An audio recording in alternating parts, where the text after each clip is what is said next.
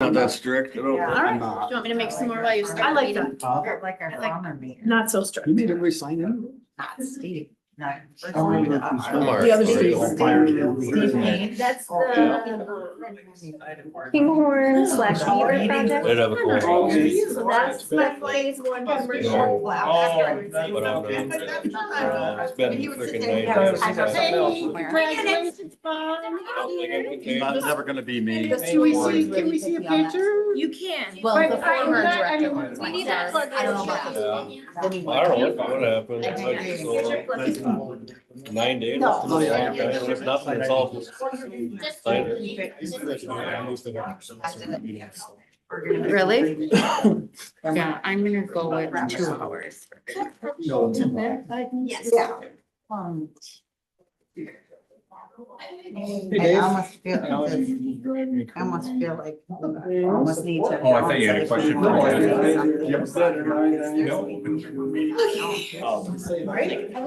No, because So nobody we've ever got comes. the- So what are you gonna do in Ireland? If you don't come, you don't know. Right, exactly. I'm gonna this to the Rico. Will you go grab that? I feel responsible. So normal, everyday life. Exactly. Your phone. Because there's a lot of very topics. So, part of the peer group.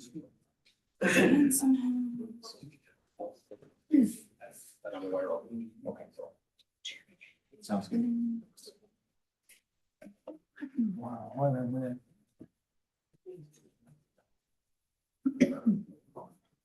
A lot of stuff over there. If this one was talked about. Pastor Steve was in. If we the other options. No. But I just. Good know.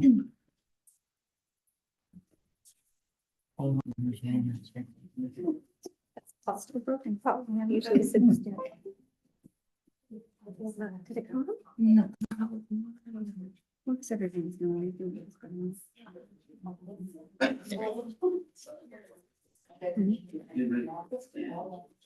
There is off from our 4 o'clock. Their clock is very long. These mine is. Yeah, so front row is North Shore Pretty close, so I'll play you need a second. and Nick. Do I have a face? I think Mine's way up, so 356. email is a few from That's what we're. That's what it says, isn't it? planning Yeah, commission. I can't 358. but I think there were some. So, yeah, that's not just a little office. Oh, that's a look, that's quite a lot. Yeah, we'll see. We'll see.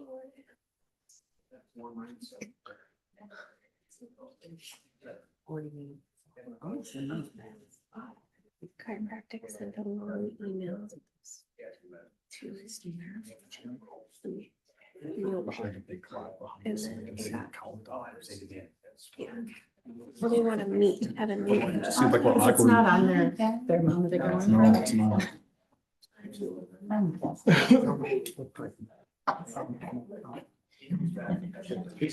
Just put on these screens that would be up in that. Yeah.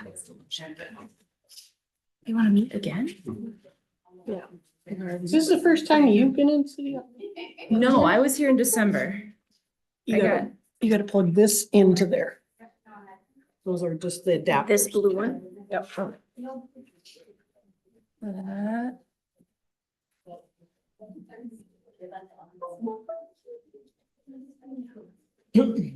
So the mayor may sit down with them. But we've heard. No, it'll just get them to do better. And the Nightingale property, he called me, blew up my phone Thursday. I called him back. Then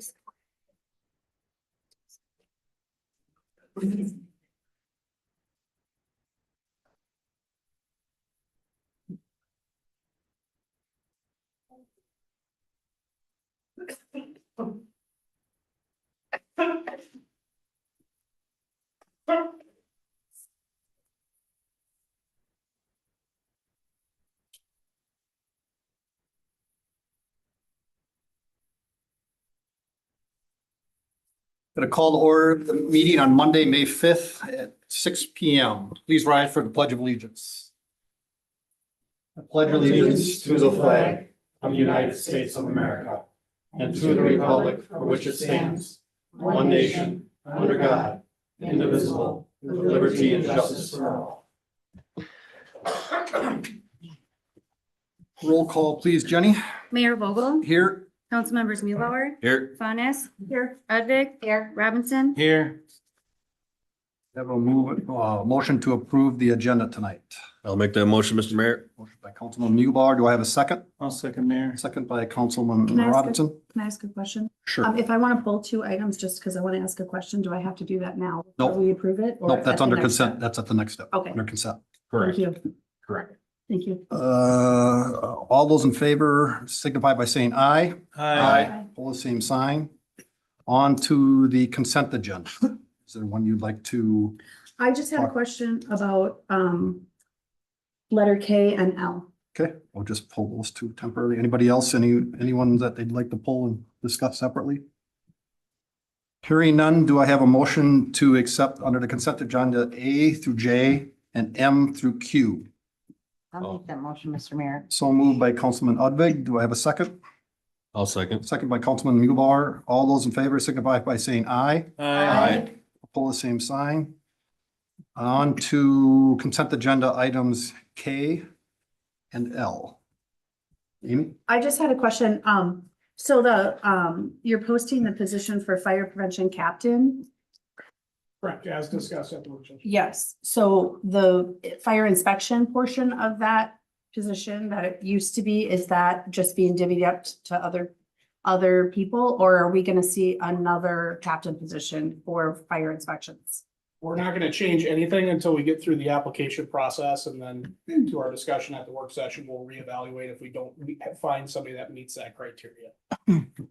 Okay, so at this point, you're starting with this and, As it has been historically for ever. okay. Yeah. Okay, and then, did I say the right letters? Mhm. For Chad Schroeder, now was he a officer before? He was. Oh, that's Jay, Jay. sorry. Oh, did I say the wrong number? I'm sorry, I said the wrong numbers. It's just a quick question. He was a captain before or officer before, so he already meets all of the requirements for the He job? just completed his EMT, so he's good to go. Okay, Yep. Oh, thank you. You're welcome. Anybody else, anything for K or L? So I have a motion to approve items K and L under the consent agenda. I'll make the motion, Mayor. So moved by Councilman Robinson. Do I have a second? I'll second, Mayor. Second by Councilman Udvig. All those in favor signify by saying aye. Aye. Oppose, same sign. Aye. One, Mr. Mulebauer on a no. I'm sorry, I said the wrong letters. Okay. So I don't know if we It's need all to right. correct anything. It was already approved anyway, so. Oh, yeah, sorry. We'll note it. I just, in the I minutes. just said it wrong. So now we're going to open up the meeting to the public here and just, number one, thank you all for coming. It's really great to see citizen involvement. So thank you. And based on that, though, seeing the number here, I'm just going to ask that you keep it concise. I'm not going to sit here with an exact timer and time you, but I do ask that you keep it to about 2 to 3 minutes. Because we value your time and I hope you value our time. So just keep your comments to about 2 to 3 minutes, please. So I know there's several different topics on the floor. So when you come forward, just please state your name and address, please. I'm sorry, come up to the podium up here. Thank you. Good evening. My name is Jeff Taylor. I'm here representing R&R Investments. At the last meeting, I have a offer on your guys' old City Hall building. And at the last meeting, I heard some things that they wanted to possibly take it off the table because they knew the people that wanted to put in an offer also. And so I'm here to let you know who I am and about myself. I know that I was the highest bidder by over $10,000, which would go to your community here. I don't know if it's because it's a dispensary that I plan on turning it into. And if there's some questions about, again, who we are, what we do, what we make, how we make it, We have a facility down the road in Bethel that we are manufacturing out of, and we are building and growing. Everything will be built right there, grown right there, manufactured right there, and sold into the community and sold to a lot of dispensaries throughout the state. The reason that we wanted to come here is because it is our background, and a lot of the people that work for us live right here in the community. There's really no other spots in the community to put a dispensary. A dispensary is coming, and so I just felt that it would be best that it's somebody in the community that cares about the community, that donates a lot to the community. We're building a park right down the road, not too far from you guys, that we're building. You know, and so there's a lot of things that dispensaries do that are positive also. And so again, I'm here to open it up. If anybody has any questions, if you'd like to come down to our facility, tour our facility, see how, you know, the product is made, ask questions, learn about the product. We're here to follow all the rules and be a partner. But that's why I brought myself down here today, to see if anybody had any questions or wanted to learn anything about us. Just real quick, thanks for the email, by the way, too. Yes. It helped clarify some of it. I'm always about learning, so if you get your contact, I think it's on that email. I'll contact. I believe it is. And again, if anybody or all of you guys, I've toured a lot of the state legislatures through our facility, because not everybody knows what's coming. Not everybody knows how a gummy's made, or, you know, how flour is grown, or what's in it, or how we know what's in it for the community, and what's right and what's not. I mean, we have other manufacturing facilities throughout the state. And to be honest, a lot of the local police come down and ask us all the time, is this legal? Is this legit? What is this? What's in here? Can you get it tested? We think other things are in it. So again, I'm here to work with the community. Thank you. So I have nothing. Anybody else? all right. Thank you guys for your time. Thank you.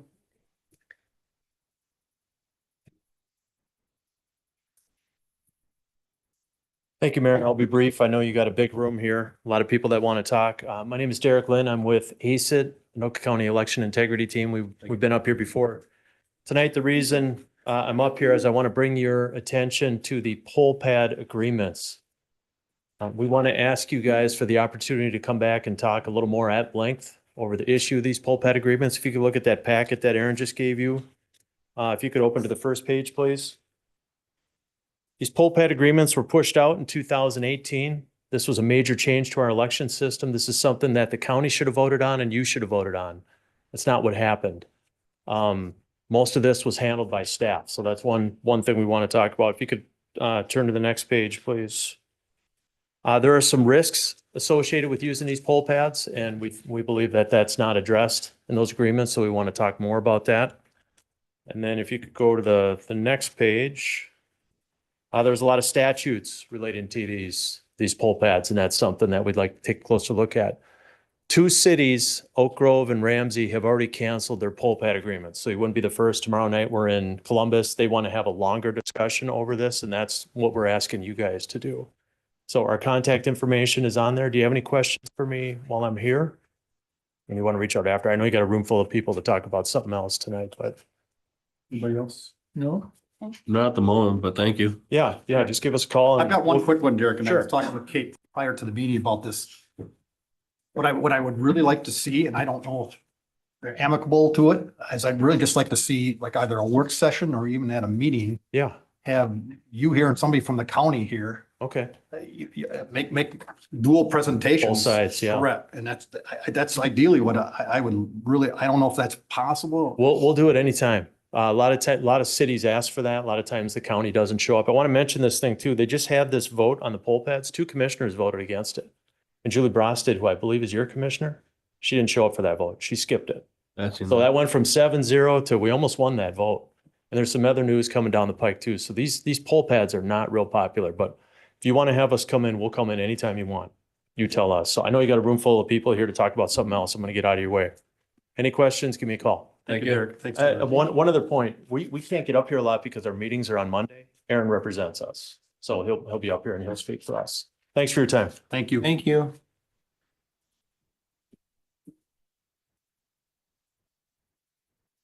Hi, I'm Amanda Steeney. I am here representing Vista Prairie at Eagle Point. On behalf of Vista Prairie at Eagle Point, we would like to express our support for the proposed new market rate apartment complex that's being developed by North Shore Development Properties. Vista Prairie at Eagle Point will soon be opening here in St. Francis, and we will be employing the equivalent of approximately 40 full-time employees. As a senior living community, we rely on dedicated and consistent work staff to deliver high-quality care and support the future residents that will depend on it. The addition of these new apartments would be a tremendous asset, not only to expanding local housing availability, but to providing convenient options for those entry-level and mid-level roles. Having staff close by to the employment place also eliminates interruptions and disruptions that might cause challenges for taking care of our residents. The proximity to the community also will not cause interruptions that we see a lot of times with transportation or just little one-off things that will cause people to not be able to come to work.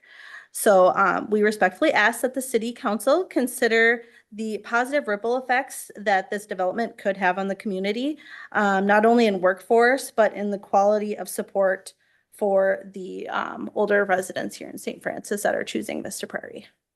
Thank you. Thank you, Amanda. Next.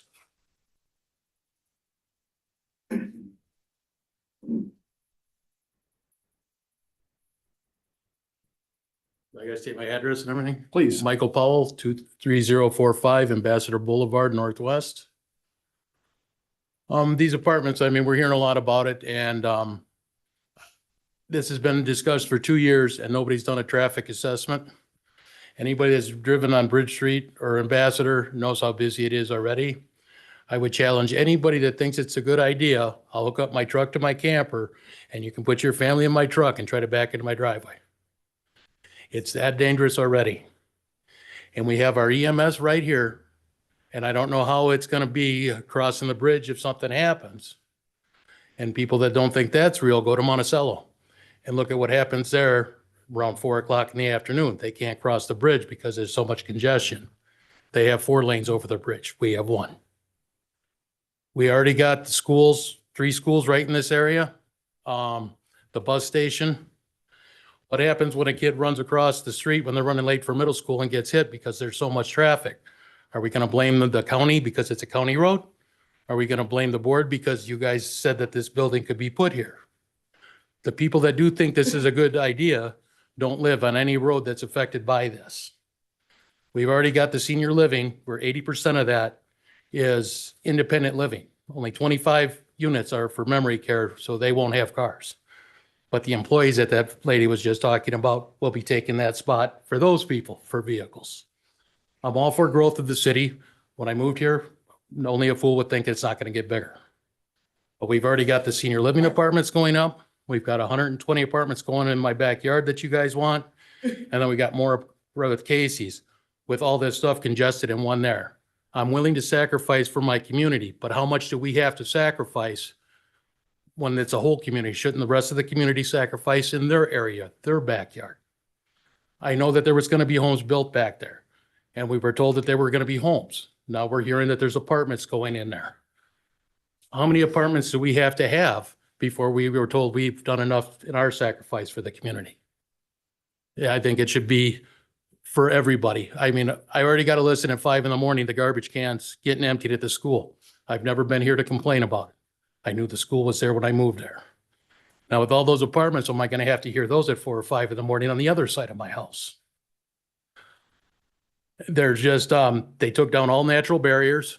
There's no more trees back there. So I will have no privacy with 4 levels high. Do you guys want to build a barrier wall? Do you want to put photo enforcement lights on the corner here and then over on the way to go over to Quick Trip so we can have breaks so we can get in and out of our own driveways? What happens if me and my girlfriend get hurt leaving the driveway? My older health issued neighbor on one side or the young couple that lives next to me at their new baby? Are we just going to get I'm sorry when they get hit? I mean, we're so good at blaming the county or the city or whatever. We're all in this. We've got to do something. There's no reason that they didn't do a traffic study in the 2 years of planning on this. I know there's a lot of people wanting to talk, so I'll let them go and cut it as short as I can, but I think it's a fair argument. The people that are saying it's a good idea don't live here, not on that block. Thank you. Thank you, Mike. Thank you.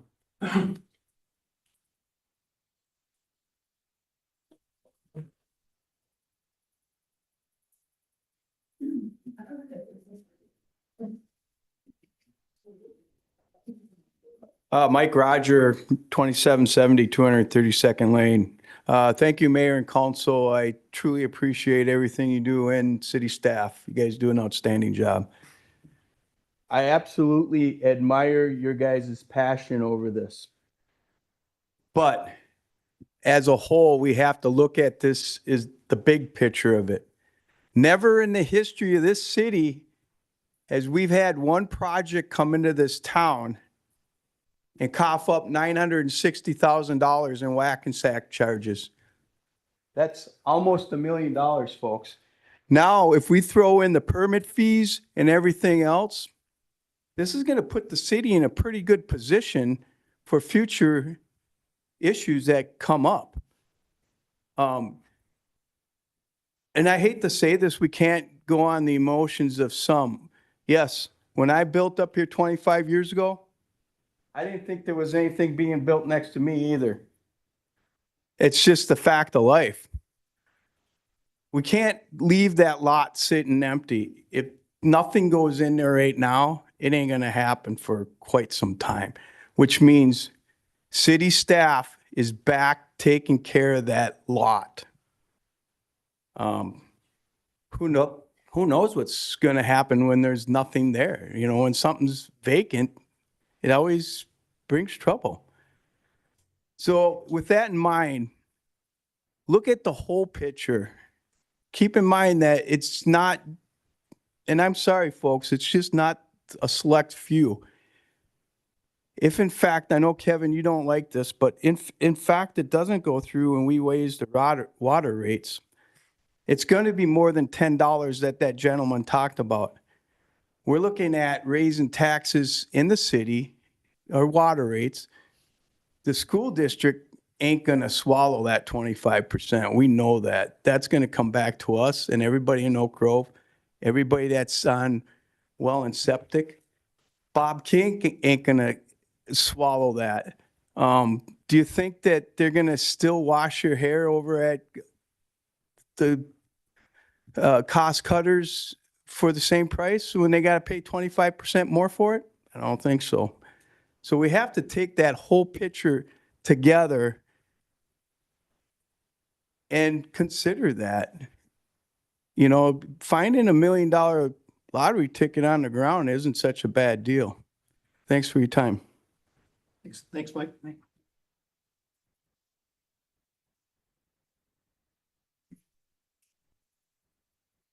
Tina Carroll, 23045 Ambassador Boulevard.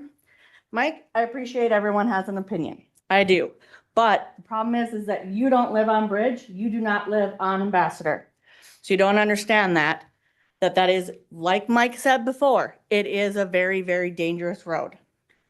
Problem is, okay, yes, we understand that there needs to be growth. Every town does. But if you look at all of the open land in this city, there's a lot more that this apartment could have gone into. Why do we need apartments across from Casey's, right behind Subway, plus the independent senior living down the road? Why can't we build townhomes? I know that they said the cost efficiency was not there. Yes, because they're not going to make as much money. Not everybody does, but you have to look at the community you live in. And with Mike was saying, are you going to put a barrier there? Kids running late for school? Are they going to run through our backyard? They get hurt. A dog bites them. We are the ones that get in trouble. And we are the ones who have to fight and pay it through our insurance. Not the person that got hurt, but yet they were trespassing on our property. And I'd also like to know, I've heard rumors, you guys read all the social media stuff. I'd like to understand how much that property is actually being sold for from the city. Is that something you guys can tell us? It's not a secret. It hasn't been sold yet, but there's a. I get that. But there's a purchase agreement with the Economic Development Authority for $5,000. $5,000 for 6.5 acres of land? That seems extremely low if you ask me. I couldn't go buy that. I understand they're going to be bringing a lot of money into the city. But I'm sorry, that is not within this, in this economy. That's not going to help anybody. So just letting you know my views, I don't think it's a good thing whatsoever. Thank you, Tina. Thank you.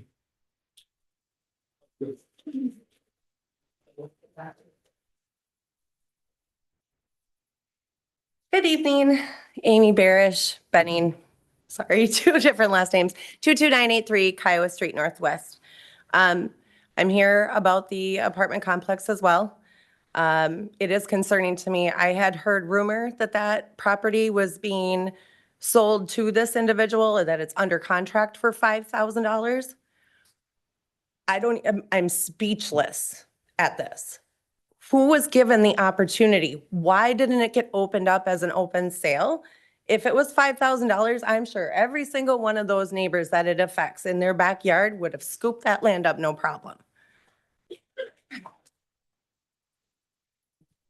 I know I would have. I'll let you continue. I just, Nope. just for clear, I'll just clarify that a little Sure. bit.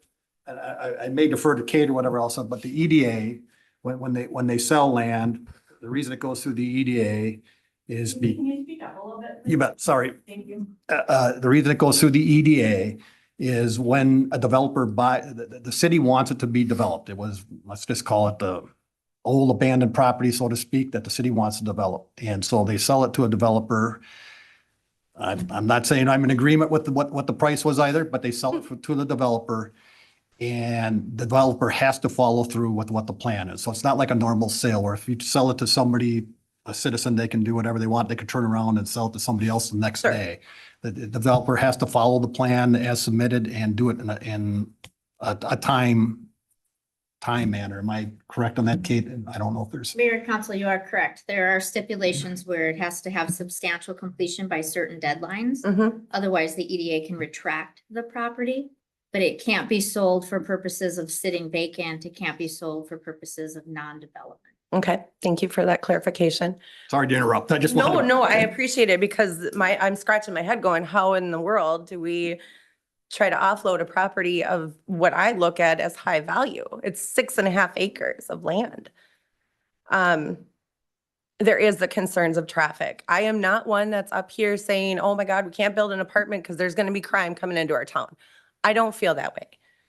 Yes, we could use more apartments probably, but there is other land a little bit outside of town that I think would be more ideal. I have a lot of strong feelings about this, but that was the main one, is just the cost of, and not to mention, did we as a city pay for that clearing of the lot? Yes. Yes, ouch. That hurts. We're taxpayers, right? I mean, holy buckets. So I feel like we're paying this developer like 15 to 30 grand of value. And I don't think it's fair to us as a community that it feels like it's already been done. And we're here to say, kill the deal. Stop it. Thank you, Amy.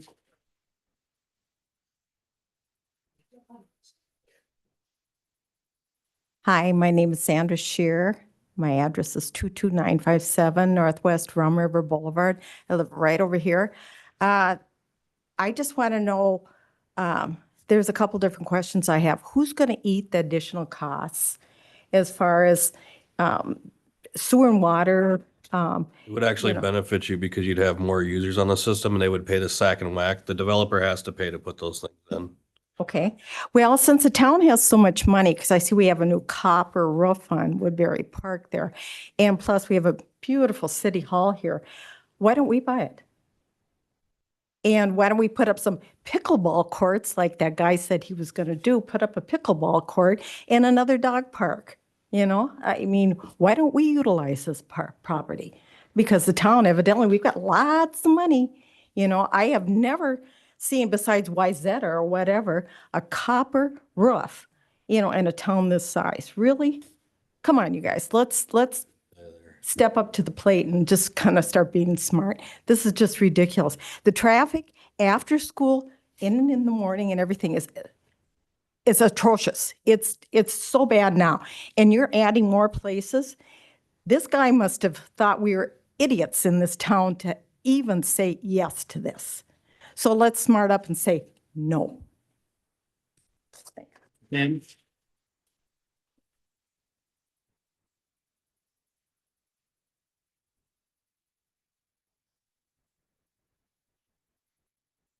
one repeat. I'll Yeah, let you, just I'll let one you go repeat, one that's repeat. fine. So it was brought up about the traffic analysis. Is that scheduled to be done prior to this deal being signed?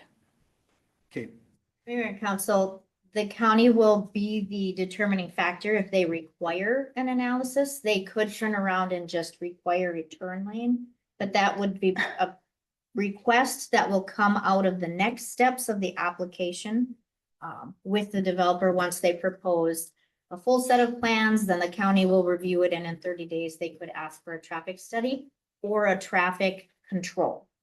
So Okay, so with that, and I appreciate that knowledge, question is though, is will we have a say in that as well, even though they are county roads? Because that stop sign that's there is basically utilized as a suggestion, not an actual stop sign. People zoom down that road nonstop. I can hear cars at 12, 1 o'clock in the morning flying by. Okay, you've got a cop station right here. Why aren't we getting people stopped? In the 5 years that Mike has lived here, he's seen twice has somebody been stopped in front of his house. All night long, it's constant. So I'm sorry, but I think we should be allowed to request that there be a traffic analysis done for the safety of this community and the children that go to school right across the street from where you're proposing that apartment building. Thank you. Tina.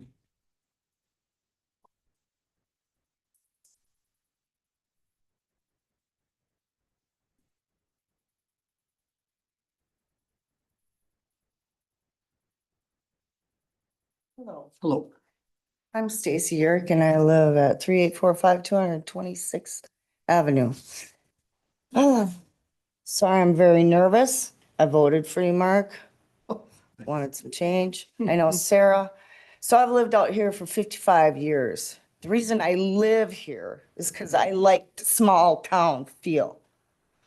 I do not want Minneapolis coming out here. And it feels like that's what's gonna happen. I mean, are we gonna add more cops to St. Francis when this crime comes here? And this TIF thing, it sounds like just another version of low-income housing. And are these low-income housing people that don't work, are they gonna go work over at Eagle Brook? I doubt it. And are they gonna even, I don't know what's gonna happen. And I do not want that here. I don't want St. Cloud or Minneapolis here. That's why I live out here. And our taxes are gonna go up. If these TIFs, from what I understand, our taxes are like Minnetonka already. I mean, it's just, and I agree with the traffic thing. I think there's too much traffic already. If we have more traffic, there's just gonna be more kids dying. And we just don't need the crime. You're gonna lose people. I already see houses up for sale. And I'm gonna move if this is what's gonna continue to happen in our city. That's all I got. Thank you. Thanks, Stacy. I'm just gonna encourage you to stay for the TIF conversation later on. Please. Thank you. Anybody else?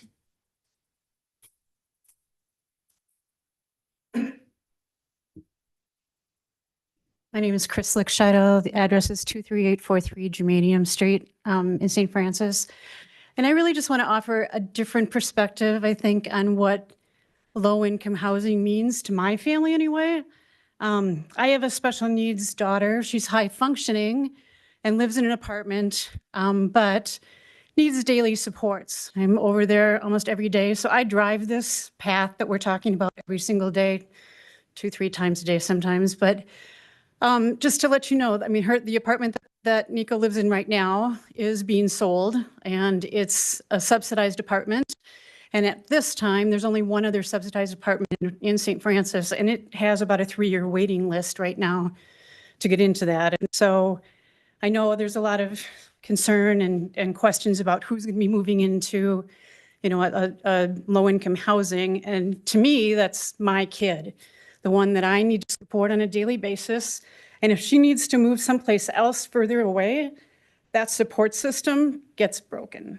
And so I just want you to take that into consideration as we're thinking about, what this apartment looks like, or one of the ones that are being built. I don't know the details on any of them, which is why I came today to kind of get some more information. But at one point in time, she's going to have to move because this apartment's not going to be affordable for her anymore once they are off the program that they're on today. And we don't know what that future looks like. So I'm just asking for different perspective considerations. Thank you. Thank you, Chris. Thank you.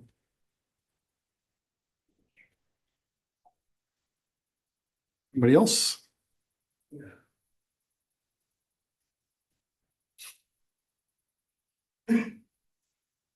I'm Scott Chobnik. I live at 23111 Butterfield Drive, Northwest. I as well have concerns about the traffic. You start dumping 240 cars, there's going to be at least 2 cars apartment onto Bridge Street. We do the 80 down across from Casey's, that's going to be another 160. Traffic's already an issue on here. We got the ISD 15 servicing 8 schools with the bus garage that run mainly through here. And we got EMS, all our emergency rescue, fire have to go through the bottleneck on Bridge Street across the bridge. And I believe the parade was moved because of that concern, is what I understand, is because of the potential traffic issues and clogging it up for emergency use. So yeah, I'm definitely against the project. And there's plenty of other places it could be, maybe a little light retail down the stretch here would be okay, wouldn't greatly impact, if it was light. But as far as apartments, I think cramming them on Bridge Street is a terrible idea. So that's all I got said. Thank you, Scott. Thank you.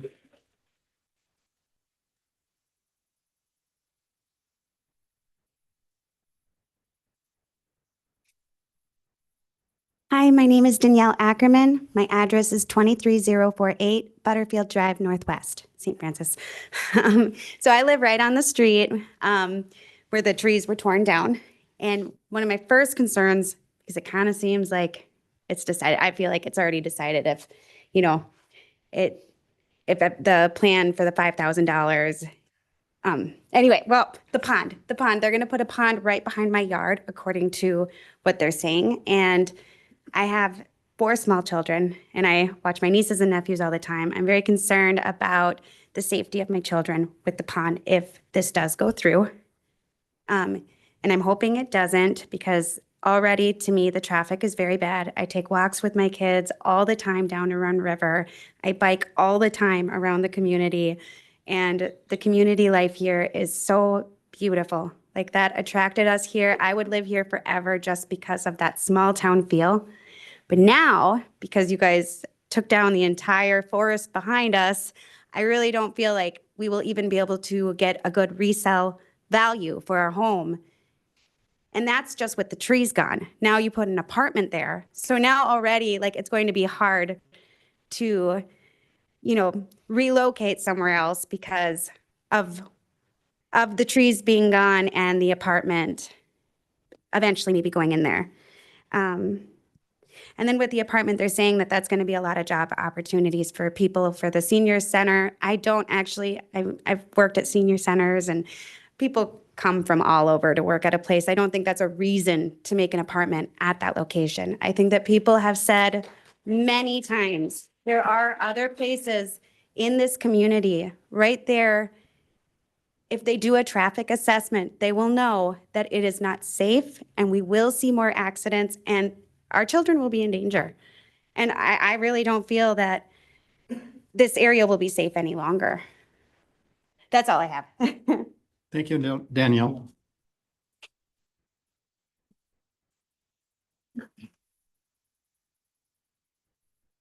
I get one repeat, right? Just one. One, Just one. okay. There was afterthoughts. Amy Benning, 22983 Kiowa Street, Northwest St. Francis. Is there a possibility, because I want to think of a solution that's good for our community, right? Not just be up here complaining about all the things that could be bad about this project. Is the developer open to suggestions that would work for our community? I mean, I feel like we as a community should have a say in what goes there. Something must go there because the trees were already taken down. Okay, we've gotten over that a little bit, not much, but some. But like a community center, something that's going to benefit our community, or like Elk River. I've seen different cities, but Elk River comes to mind with like a walking mall or Anoka even. I mean, Anoka is high traffic area and they've managed to do very nice things with their city. And I feel like because there's, 8 schools in our district, and a lot of them are all right around here, plus our emergency services. An apartment building it doesn't make sense to me. Like a YMCA or something that's going to benefit to still bring the community all together, but something everybody can use that isn't going to bring nonstop high traffic and or maybe crime. Yeah. So thank you. Thank you, Amy. And just so you know, he's here. So he's listening. I recognize what the meetings I benefit. Anybody else? Matt, did you want to speak now or later? Okay, okay. Mr. Mayor, Council, Mike Roger, I truly believe, I might be mistaken, but I don't think I am, but I believe the county did a traffic study on Bridge Street and Ambassador, and it was before the roundabouts went in. I'm almost positive of that. They had the counters out there and they did their traffic study. And what became of it, I'm not exactly sure, but we talk traffic and I appreciate that. But Anoka puts in apartment buildings, 120 units. Does anybody reached out to them and asked them how their traffic's been? I don't think so. They're on Main Street. I'm sorry, they're on Main Street. And I'm not, I truly feel your guys' passion, but I think we're really reaching when we say that. Before these roundabouts were in here, I don't know how long you guys have lived here. I've been up here 25 years going on 26. Before these roundabouts went in here, if you didn't make it into town before school got let out, you sat at those lights. There were lights there. But with the roundabouts now, the traffic just flows through. So that's all I have to say. I really think we're far reaching when we say the traffic's going to be impacting whether this goes through or not. And I honestly, truly believe there has been traffic studies done here. Well, when did the roundabouts go in? Call the county. That's all I got to say. If you want me to call the county, I'll do that. I'll make that call tomorrow and find out when the last traffic study was done in town. That's all I have to say. Thanks, Mike. Everybody's using their seconds, I see. I've been a professional driver for about 15 years, driven 1.5 million miles in 48 states. Mayor, name it. People I'm that sorry, talk about. name again, please. I'm sorry. Michael Powell, Thank you. 23045 Ambassador Boulevard Northwest. We talking about the roundabouts and everything else. Okay, I'm personally against them, especially in my area on this corner because I couldn't get into my driveway because they just keep continually flowing. The roundabout on Viking changed my mind on roundabouts because I can get to work to Anoka, where I work, every day a lot quicker. So there are places where they are beneficial. But the problem we keep running into is, look at over on 47. They want to put a roundabout there. They've been talking about it for 5 years. How many people died in that intersection? And the city says, well, it's a county road, that the county's got to deal with it. Okay, so are we going to have a few people die here so we can wait 5 years to get a response from the county because it's a county road? I mean, I understand it was a busy road when I moved here. I didn't know we were going to put 3 huge apartment buildings there. Yes, I do understand that apartment buildings for low income, I was Section 8 when I was younger. There's a place for it. I get it. Not all people that are low income are bad people. 99% of them are good people. But there has to be a plan for the ones that are not. I lived in Chicago for about 20 years of my life. I've never had anybody break into my house until I moved to St. Francis. So are we going to have more of that? I mean, and I never even heard back in anything on that, and I did file a police report. So we got to worry about stuff like that. Yes, that lady, I empathize for her. She should have a place for her and her special needs child. But we can change codes for what we've got. We can build apartment buildings off of the main drag. If you look at most of the other apartment buildings throughout the area, they're not right in downtown. Yes, there's apartments on Main Street in Anoka, but they're on top of bars or businesses. They're not putting 120 complexes right in the middle of town, especially all in a row. Well, we already had apartments over there. We already had apartments over there. Now we're putting 3 more in the middle. So, and if you guys don't want to do the staff study, just stand on the corner and watch. I mean, that's all you got to do.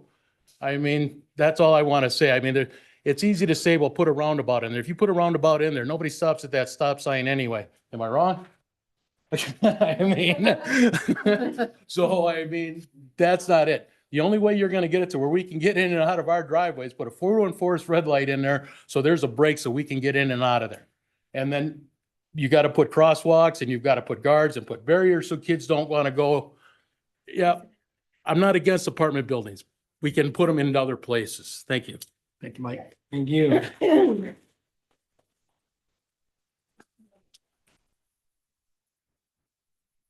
Anybody else? Last call. All right, on to new business. Bridge Street Connection Feasibility Study.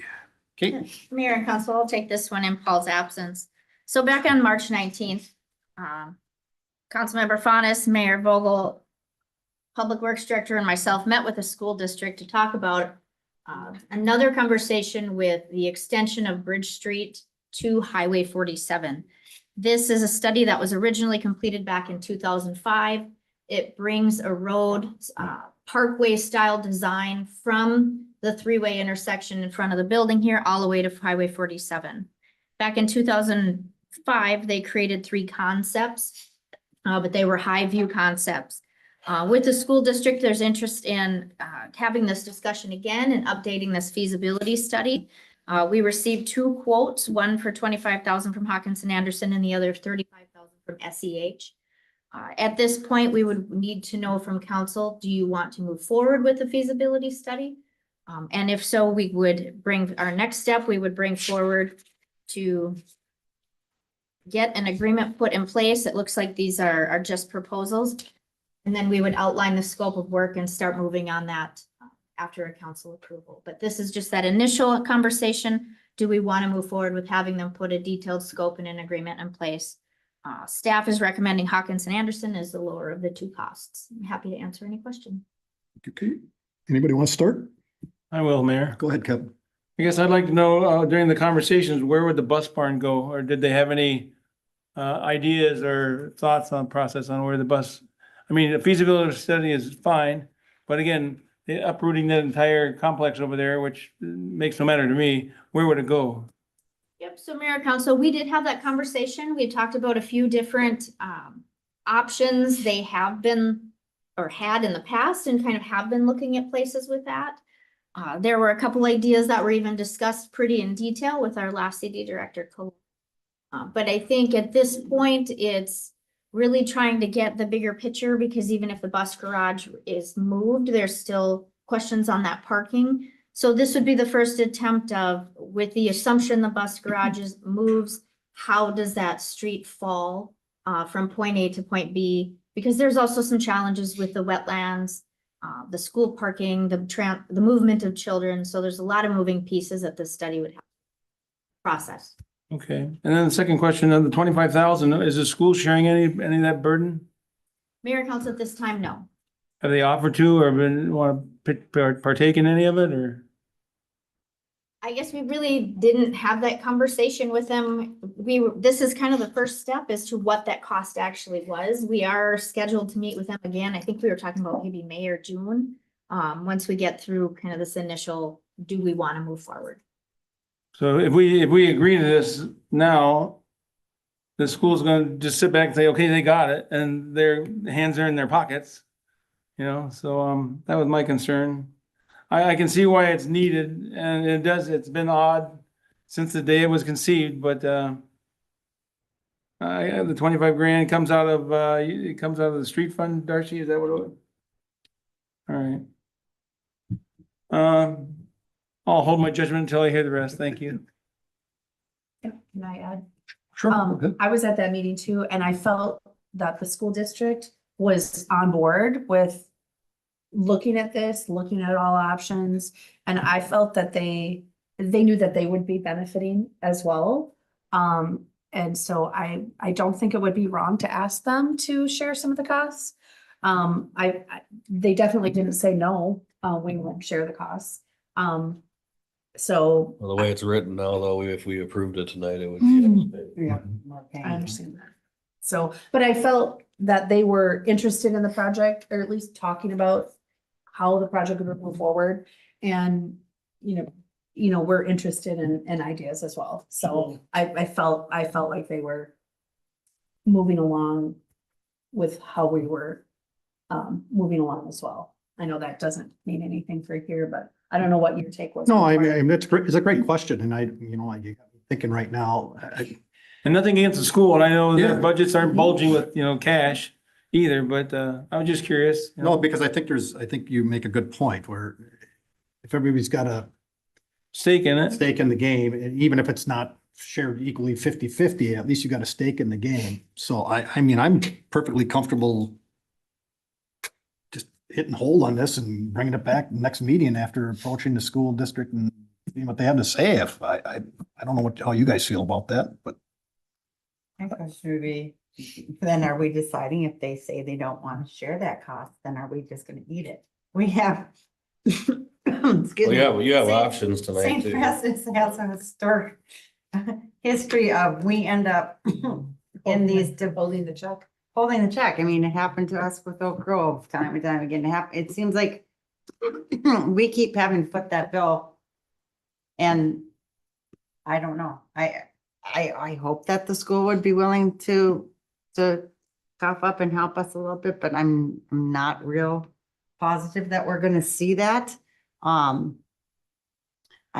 moving forward, I don't know what cost they're going to be willing to help us with. I think we need a more concise understanding of how much I mean, if they're saying, well, as long as you're gonna do everything fine, then we have an issue with that. yeah, They're gonna. that's definitely not, help us. that's Right. definitely not the reads right now. So they're. Yeah, and I hope that is. We've had that issue with the school district before with that. So I'm okay with looking into it, but I don't want us to get into that situation where everything falls on us again, because our staff time is expensive and important.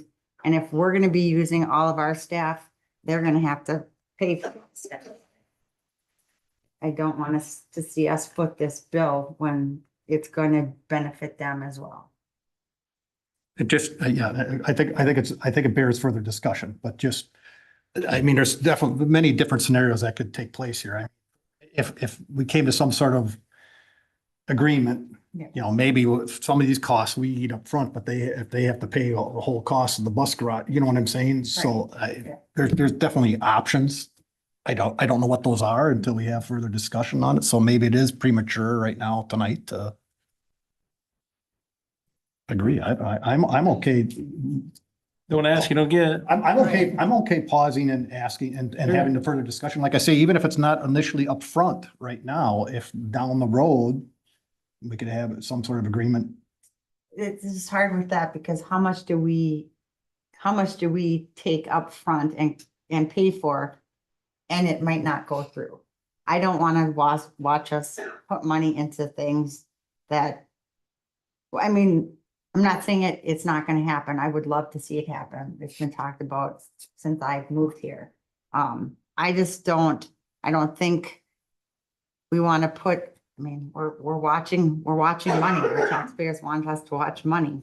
I don't want to watch us put a bunch of money into a road that might not even go through. Fair enough. Joe? I got a quick question, I guess, since we have the crowd here and it's kind of the same corridor. This is not a time for interaction and speaking back and forth, but just by a show of hands, how many people out there are aware what the Bridge Street connection is that we're having a feasibility study on? It's been going on for years. They've talked about this. Okay. So just to, I guess, update the crowd on what's going on here, and I guess people that may or may not tune in later. The idea is to put Bridge Street to go straight through all the way to meet up with Patterson. And so that would basically make a road go right by the school, right where the bus garage is, straight through. So when we talk about, costs, we talk about speeds, safety, all those things. Those are things that have to be considered, obviously, when we talk about these things. Biggest concern I have with it right now, and we do have options tonight. We can, motion to continue it later after discussion with the school, things like that. For now, I guess, to me, I would definitely be against it, given that we're going to talk about the TIF later here, which is going to be coming up. We talked about the cost of that road behind Subway there that would allow us to sell those commercial properties on the corner and whatnot to be able to have access because the county doesn't want us to have more access. Granted, that road is very expensive and would cost us roughly $1 million. If we did that, it would open up other things. This road, I'm guessing, is going to cost, just given the length of it, around the same amount of money, and we have no tax base to support that. And that's kind of more of my concern, not to mention that if everybody wants to talk about safety and all this, and this is my weak attempt to be a hero because I'm going to be a villain later, just to warn you. But what it's going to be is, I mean, we have to talk about the cost of those things, right? So if we don't have any tax base to support it because it's all school, it's all government property, then to me, it makes it easier to speed through, even if there's a roundabout there later once 47 gets done. Right by a school. That's kind of more of my concern with it. Now, I agree that connecting our business district would be beneficial. I think if we're not going to go ahead with things that could benefit us with a tax base attached to it, and we'll find out later, I guess, that's more of my concern with doing this Bridge Street connection. We have nothing to support the cost of that. Plus the school wants to kick in, which we all help to pay for as well too, because we all divvy up there. So that's kind of where I'm at with it. But I think with that, I would have no problem making that motion to discuss more with the school, because I was going to ask the same question about sharing the costs, because I thought, you did have that conversation with the school as well. So I think if you want to move forward with it, you should definitely have that conversation before we move forward. I think we're all pretty much in agreement on that. Does somebody want to make a motion to continue? I will, should I do it to have discussion? Pending discussions with the school district, and then staff will bring that back. Okay. I will make a motion to continue item A, Bridge Street Connection Feasibility Study, pending discussions with the school district. Do I have a second? I'll second, Mayor. First by Councilman Muehlbauer, second by Councilman Robinson. All those in favor signify by saying aye. Aye. All the same sign. It's continued. On to the St. Francis Apartments Concept Review. Thank you, Mr. Mayor. Beth. Okay, great. So Mayor and Council, before you tonight is the concept plan review for a proposed multi-unit residential development that's located between Bridge Street and Ambassador Boulevard. This is an area that is part of a larger redevelopment area. And so I just wanted to take a minute and kind of give that overview before we jump into the concept itself. So there are 5 parcels that are publicly owned right now, kind of in this vicinity, and they're labeled on the map in front of you. On those parcels, there are kind of three separate but interconnected projects that are conceived of. So one is the Woodbine Road Extension, which is the city project there. And that's that red line that you can see, primarily taking place on parcels E and B. Then there are the commercial properties that are on the corner, the intersection of Ambassador and Bridge. So those are parcels C and D. And then the one that we're discussing this evening would be the multi-unit housing, which is primarily on E and also on parcel A, specifically A.2, because A is a little bit of an interesting split parcel. So talking a little bit about parcel A, just so that we're all kind of on the same page. You've got that parcel A.1 piece that's up on the north side. That's primarily wet. That's something that would not be built upon for this project or in the future. Parcel A.2, that north side is still wet area as well. And so really when we talk about the multi-unit housing, the location of that would be the south part of parcel A.2 and then a majority of parcel E. So again, that's kind of just what this map shows, is that while we're talking about, the idea of 6.5 acres, really that is less when you remove the wetlands in the north, as well as the right of way along the south and the west sides of the area. This is an area that in the city's plans dating back for years has been planned for higher density residential development. That is when we talk about development, particularly along the city's main downtown area, the Bridge Street corridor, we look for higher density housing in relationship with those businesses because they have a mutually beneficial relationship. You talk about not only people to live and work in the area, but also people who live there can support those businesses. They can, go to the restaurants, shop in the shops, things like that. So there is a mutually beneficial relationship when we talk about housing near businesses like that. And so that's why a lot of the city's plans have kind of led down that path so far. There was a study that Anoka County did in the end of 2023 that found that there was a need for 173 additional rental units in the city. And so this is a project that would go to supporting that need. When we look at the city's comprehensive plan, the land use for the area, there's a few different land use designations. So moving from south to north, parcel E is primarily guided for medium to high density residential now. So that allows 7 to 12 units per net acre. As you move to the north, it gets less dense. So parcel A.2 is guided for medium density, and then A.1 is guided for low density. The concept that we're reviewing this evening is proposed at 18.5 units per acre. So that would require a comprehensive plan amendment to be re-guided to the city's high density residential category. So that existing category today allows between 12 and 20 units per net acre. So it would fit within that category. The city does have enough capacity to serve high density here. So that would be something that we look at anytime we consider a comprehensive plan amendment. The zoning for the site, you can kind of see that it mirrors the comprehensive plan guidance. So moving south to north again, you've got R3 high density residential in this area currently. And then you've got R2 medium density moving north, and then the R1 low density. So there would be a zoning map amendment also required to rezone that entire site to be R3, as the apartments most appropriately fit in an R3 district. I do just want to remind everyone or point out that, again, the majority of that project would be taking place on parcel E, which is already zoned for R3 high density housing today. So the concept itself is a single 4-story building with 120 units proposed. Currently in the R3 district, 4 stories or 50 feet, whichever is less, is already allowed. So there's no flexibility that's requested or needed from the building height itself. The project would also kind of have that interconnected city right-of-way and that public roadway that would stretch from Bridge Street to Ambassador. That's something that, again, we talk about traffic. The city would be working with the county with further applications to understand, is there a need for a traffic study? Are there needs for traffic improvements in the area to ensure that those intersections are appropriately managed? With a concept plan, that's about as detailed as we can be at this point.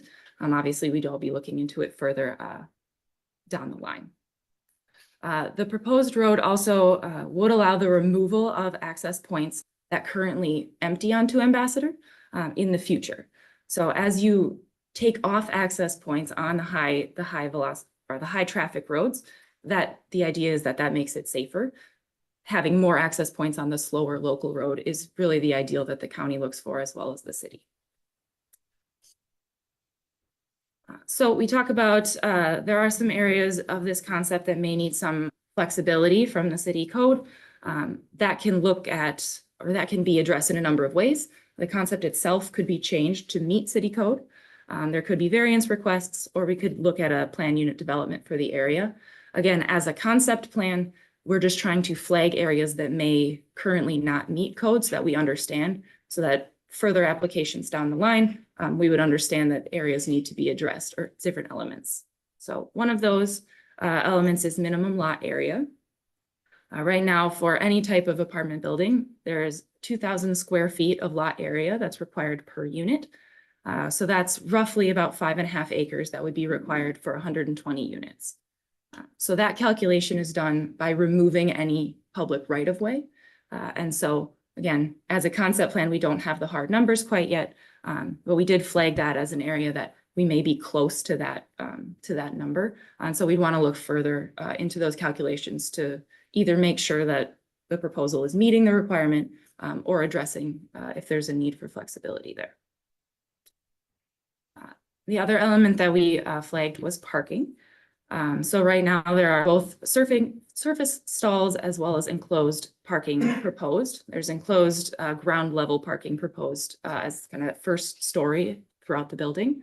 When we look at the apartment requirements for parking, it is 1.5 spaces per any efficiency or 1-bedroom unit, and then 2.25 spaces for any 2-bedroom or larger unit. And so this concept proposes 66 efficiency or 1-bedroom units and 54 2-bedroom units or above, which results in an overall need of 221 required parking spaces. The applicant is proposing 245 overall parking spaces on the site. So that meets the requirement. However, there is also a requirement to have 1 enclosed space per unit. And so you would need 120 spaces with 120 units. And right now there are 102 proposed enclosed spaces. So overall you meet the requirement for spaces, but the enclosed would need a little flexibility. So this is the kind of the updated parking plan for right now. Do you want to hold just 1 second, Beth, till they get the, Oh, we sorry. get that back up? I'm sorry.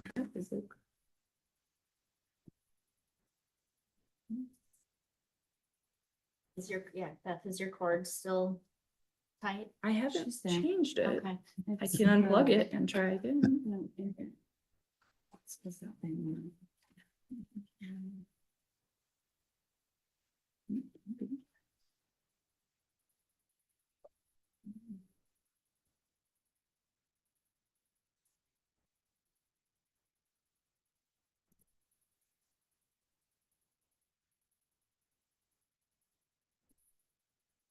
You do.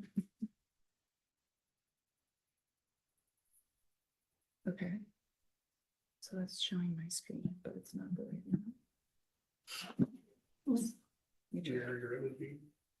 There we go. Okay. Thank you. Thank you. Yeah, sorry for the interruption. No problem. So this is the conceptual parking plan right now. As you can see, there's parking kind of surrounding the entire building as well as on the first floor of the building itself. There are also some optional parking spaces along the public road that were shown. Sure, hopefully that helps. So those parking spaces along the road are optional, but just wanted to be able to see those and what they look like. So the Planning Commission discussed this concept at their April meeting. We talked a little bit about that northwest remnant parcel. Again, that A.1, if that's what we want to call it. And that parcel would be remaining undeveloped. So that's not part of this development. And then the project is also intended to be completed in 1 phase. It could be broken down if necessary into 2 phases, but right now the applicant is intending to complete the entire thing in a single phase. Members of the public attended the planning commission meeting and they spoke. There is a summary of the comments as well as staff's responses to those comments that were provided in the packet for all of you. If you have additional questions, we can chat about that, but I'm not going to summarize right now. So tonight we were looking for just council feedback. There's no formal motion required. This is simply to help staff, to help the applicant understand what the appropriate next steps may be. So any feedback is welcomed, particularly on those areas where there may be some either flexibility needed from code requirements or additional approvals like that comprehensive plan amendment. So with that, I'm happy to stand for questions. The applicant is here as well. Why don't you come up, Matt? Thanks. Hello, thank you, Mayor, members of the council. Appreciate it. Appreciate your time. Appreciate staff's time on this. It's been a process. Obviously, we've been working with the staff here for a bit on trying to identify and how we can deliver on a need that is definitely seen. I just introduced myself against Matt Alexander, North Shore Development Partners, and I really appreciate everybody coming in and sharing the concerns. And we understand, been doing this for 25 years. My partners have been doing it for longer than that. And we get it. There's challenges in growth. There's challenges in demand, in keeping up with the needs of your employment base, which is growing, which is a good problem to have. There is a traffic issue right now, currently, at 7 a.m. and 5 p.m. at that intersection. It's not a mystery to anyone. So that was thought about. That was the intent of having that access come off of Ambassador as well, to take some pressure off of that Bridge Street access point. So when it wasn't just thrown against the wall. There was, and well, everybody's point, it is a challenging area. There's no question. I think what's a little bit of it's not clarification. A couple things I'd like to clarify and comments that were made, if that's okay, if I can take the time. Yes. Thank you. 120 units of apartment typically are 90 to 95% occupied. So there you've got 8 to 12 units that are usually vacant. You've got about a 1.5 cars per average on our portfolio of apartments that we own that end up occupying the space. So if you take that math, works out to about 170 cars to 190 cars, depending on how that is, just from our experience in our portfolio. I would like to propose that a traffic study be initiated by us and work with the city staff on a consultant that we think is appropriate. We've done this in other communities. In every community where we build a new project, a traffic study is part of the process. And we knew it was part of the next step. Generally, I was assuming it was going to be part of the next step. I know Beth would have made us do that, which we expected. But I think I'd like some answers myself and to see what that relief valve on Ambassador would do. And closing down the other access points out in front of Subway and how that would work for the width of Bridge Street and how, Woodbine and how it enters Bridge Street. I think it's interesting. At 7 a.m. and 5 p.m., you're not going to have all of your residents using that intersection. And we're going to have people that work nights, people that work midday. Some people don't work during the day. Some people work from home. It's a gamut. And we have work from home facilities in our buildings, which are high-speed internet desk locations for residents so that if they work remotely, they can use our facility for that as well. So all that gets taken into account with the traffic engineer study. So I'd like to talk, if that's directed by you guys, work with Kate on that. But yes, it is not good now. And I think all the conversations that I've been a part of and heard over my time here in the community, there is a lot of discussion about traffic and roundabouts and lights and stop signs. And I think that's the growing pains of a growing community. you're not any, it's a good thing. People want to be in your community. And from kind of standard practice of planning principles and my career of doing this, Beth comment about businesses and multifamily being a traditional or more common use or adjacent to each other is 100% correct. Those businesses could use more bodies, but also it's a good transition between commercial and single family homes. It's a nice typical transition where you go commercial apartments, then townhomes, then single family further away from the commercial area. So thank you for that comment. I thought that was really good.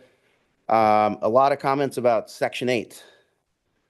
And I'm not going to steal Nick's conversation about the TIF, but there's an element of a requirement of an income requirement for 20% of the units. So for 24 of the units in this particular project, we would limit the rents based on area median income at 50%, which for a family of two is $53,000. So you have to make less than and qualify for that through the MHFA, which is the Minnesota Housing System. And this is something we're very practiced with. We deal with it all the time. We report it. Many of our projects have this requirement. It's very, very standard. And it's usually related to either a TIF or an agreement with the city, just to show some good faith to have opportunities for this. What's interesting in this market, because we did do a market study last year, the rents for the market rents, based on what we have to prove to the lenders and investors to justify the project, the market rents were at or equal or even a little lower than the area median income rents. So that means that the affordable rents are the same as the market rents. It's just a reporting requirement that goes along with MHFA. I think some of the 2-bedroom was slightly lower than the rents we use, so that if we would have some 2-bedrooms, some 1-bedrooms, some studios that we would offer in those 24 units. Does that make sense? It's just, if any questions, please stop me. But Nick is with Ellers is part of this whole process to understand what's needed to fill the gap. One thing to talk about, and I've had a lot of conversations with businesses and people in the community, some very interesting stories about not being able to live in the community where they once did or work where they work, opportunities for people that, let's say a new school teacher or somebody working in the Vista Prairie or a firefighter who's coming in transferred, not going to buy a house. Doesn't make a lot of sense to buy a house for those folks. They're maybe just getting started in their life. This is the type of product that you guys don't, that St. Francis doesn't have. Right? So if you want to go into one of the Section 8 apartment buildings, you have to qualify for that. And that income level is very low. And it has a right spot and right place. But then the opposite with the other is a single family home. So those are kind of your options. You've got some apartments that have a long waiting list that we've all heard about and talked about. Some of them have Section 8 requirements. And then the other option is to purchase a home. There's no place for a resident, a new school teacher, somebody that works at the grocery store, somebody that maybe is just getting out of college, trying to get out of their parents' house. They can't live here. So they end up, for the people that work here, they end up driving a long distance away, which adds to your traffic problem for every morning trying to come in for work. So good for you guys. You have demand. You have businesses that have been growing, but you do have a need created by all that. And the need is for that multifamily piece. One of the comments in the packet that I saw about could we just do townhomes or single family back there? It was not so much a financial problem. That's not what you're missing. You're missing the studio apartments, the 1-bedrooms, the 2-bedrooms where you can rent for $1,200 to $1,600 to $1,800 for the biggest ones. You want to build new townhomes back there. Those are going to sell for $300,000, $350,000, $400,000. That's the reality. So it's not fulfilling the needs that you guys really have. So we try to partner with communities everywhere we go. We have a long list of communities we've worked with in the past that we've worked through these exact situations, and there's challenges and change is difficult, understanding it, but I think working together and understanding the real traffic concern is real. So I don't want to try to say and convince anybody that's not a real situation, and it absolutely is. How much impact this 120 unit apartment building would have, I think is up for more conversation with a study that we can talk about trip generation, because that's what traffic engineers all live on, is trip generations. So it's a lot of averages. Some days are going to be worse. Some days are holidays, people don't work, but generally average trip generation is a good solid base of understanding traffic. Let's see, another item, crime. I get it. We own a lot of these. No, I'm sorry. No, sorry. I'm trying to run through all the items you guys mentioned. Thank you. So crime's a real concern, and every community we go into, even if we're doing a senior housing community, people think, well, there's all these people gathered together. There's going to be employees that are going to come be criminals, and I get it's a little bit of a fear, but the reality is we do background checks on people that come in. We have cameras all over our properties. We have full-time property managers during the days. We have residents. It's what's interesting to me is when you have, a new building and you always get that first resident or fifth resident, whatever, who becomes kind of the caretaker, protector person. It's a unique system, and it happens everywhere we go. And the relationship we build with a resident or two who happens to maybe be a firefighter or a first responder, which we'd love to have in our buildings. So it is a common misconception. The amount of crime that gets generated by a new apartment project is remarkably low and has not been a concern on any of the projects that we've opened. So the comment about the pond next to the house, yes, we'll follow absolutely every rule, whether that's fencing required. I mean, most of the projects are going to require fencing around a pond. And so we will make sure that's guarded and protected from there. I would just want to be, I have 4 kids. I get it. Last thing you want to do is have a concern like that. We go through a rigorous engineering process for any project like this that entails stormwater, where it goes, snow plow, snow removal, snow storage. It's a standard process of our engineer working with the city engineer back and forth and just kind of identifying how much rainwater in a worst case scenario, where's it going to go? And we have to build our systems for that event. So trust me, it's over engineered, but it's the way it works around here. So, but we understand that. Let's see.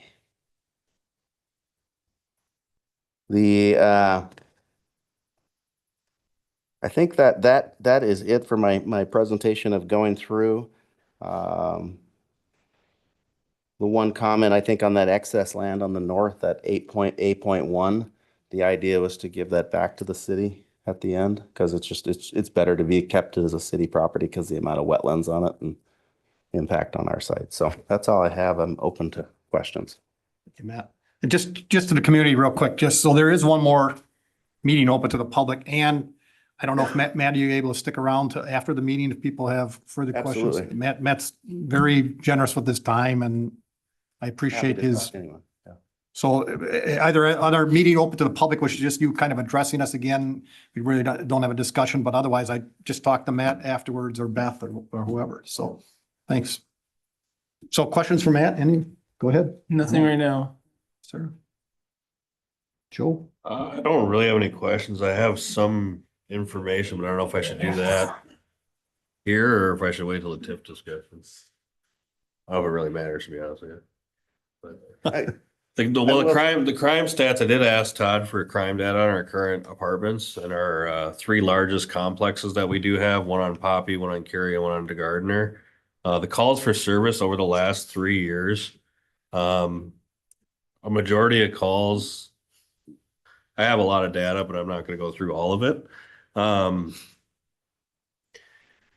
There was 112 total calls for service over the last 3 years at all those complexes. 33, I guess you could consider criminal. And And the reason I say that is there was a domestic, couple domestic assaults, a couple domestic verbals, a very low number over 3 years for all those apartments, in my opinion. And that's what we have currently. This is where we're at now. The other thing is that there was actually, I believe, and I had to pull it right up, but there was 2 thefts, a noise complaint, an animal complaint, and then most of them were non-emergencies or medical calls. Again, there was the domestics, which, I'm sure nobody's real happy to hear about to begin with, but the thefts and the crime to the community surrounding it, like I say, over the last 3 years, we had 2 thefts and a noise complaint and an animal complaint, which would affect the surrounding area, I would think, out of those 4 complex or three complexes, 2 buildings, I believe, each.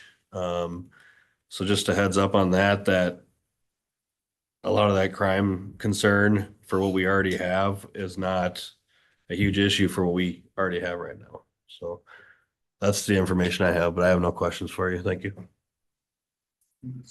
Oh, yeah, you've already addressed the one, I mean, it's what comes first, the cart before the horse about the traffic thing, I guess. And I mean, you're basically addressing that. That's from a conceptual point, that's my biggest. I think that release valve out at Ambassador, I mean, we're all creatures of habit, right? If you get stuck in a couple traffic pinch points once or twice, probably gonna find a different way to go. So that's. Good question. Yeah. Thanks. My question, I guess, and you brought up the traffic study. I appreciate that. Just to be clear and transparent for the audience here too, you mentioned you guys doing the traffic study, working with the city, but there'd be a third party doing that just so they know that there's not any. This party that you recommend. Right. So just to clear that up for the record. Good question. Thanks, Matt. Yeah. Yeah. Happy to be here after too. Thank you. Beth, you got anything else? No, Mayor, that was the presentation. If you have any questions for me, I'm happy to answer. Anybody got questions for Beth? Okay. Welcome back. Thank you. It's good to be back. On to item C, the TIF application. Okay, I'm sorry, Jessica, sorry. That's okay. The EDA accepted a purchase agreement from North Shore Development Partners in February for the property. Lift the whole thing up now. Yeah. Yeah. Yep. That's the best thing. Grab it from dirt. Okay, so the EDA accepted a purchase agreement from North Shore Development Partners in February for the property located at 3731 Bridge Street Northwest. Staff also received an application for tax increment financing, which will be necessary for the developers to move forward with their project. North Shore is proposing to build a 120-unit apartment building, and they are ready to move forward with a land use application. So I will pass the mic to Nick with Ellers. He is the tax increment financing expert, and he is here to explain the process. Welcome, Nick. Thank you, Mayor, members of the council and the public. Nick Anhut from Ellers and Associates. We are financial advisors to the city of St. Francis. We help in various forms of capital financing, economic development, utility rate analysis, and things like that. But I'm here tonight to provide an overview of the application and really a 101 kind of discussion about what is tax increment financing, what is being asked, and some of the generalities that could be applied to this project. And I will go over the process as well. I did put a packet of slides together for the packet. I plan to hit the high points, and Mayor, I'll take your direction if I'm rambling a little bit too long. You just speed me right along. I was just going to ask if we can get it up on screen. They're working on it, so. Okay. So the first thing that I wanted to touch on is why our community is investing in development at all. The majority of funding for development does take place in the private sector, so they do raise capital in the form of equity that's invested, the debt in the form of mortgage and other types of lending that do build these projects, but cities do participate quite a bit as well. And why would a city want to invest in development, generally speaking, is to expand and diversify your tax base. That will help you continue to fund operations and growth within the community. Notably, a large percentage of cities across the state are starting to identify that there are housing shortages and are investing quite heavily in trying to incentivize and diversify housing options within their community, which this would be an example of. And also using development as a means to try to attract more investment in the community, whether that's to invest in things like job creation and new businesses, or to invest in renovation of old properties, upkeep of some of the local amenities, and spillover type effects that can impact or come from these types of investment. Communities also use things like tax increments specifically to try to enhance the appearance or desirability of a project, to add certain public-facing amenities to a project that might not have a funding source associated with them. They can use it to help build public infrastructure that's necessary, or something that is problematic with a particular site, and help offset that cost so that it does not have to be fully funded through the private sector that might not have a revenue source associated with fixing that problem.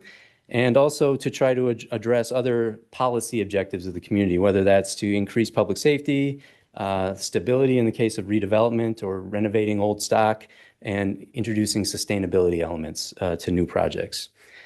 So to understand TIF, you need to understand really property taxes in general, and the way that the city and the county and the school district utilize their levies to fund their operations.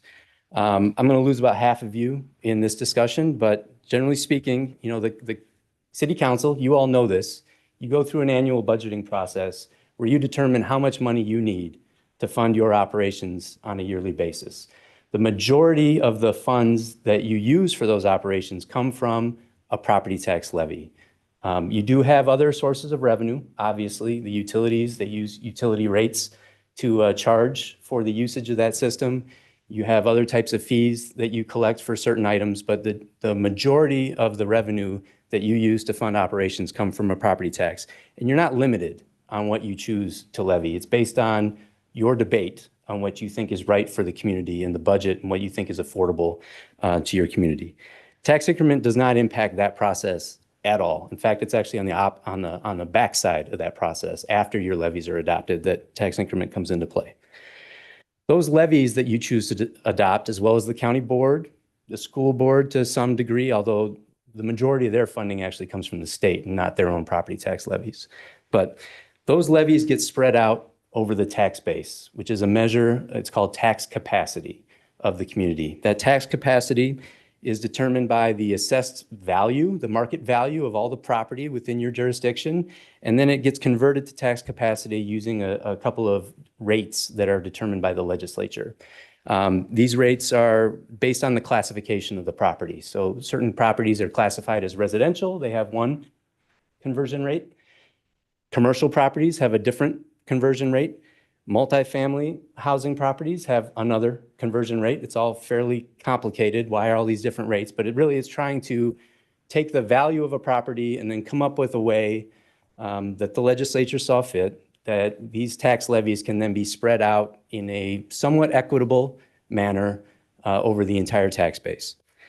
And so every property is going to have its value, it's going to have its classification, and then you're going to apply essentially the levies that the local governments are adopting onto the whole of that tax base, and everyone's going to have their share for how they're going to contribute to funding these local governments.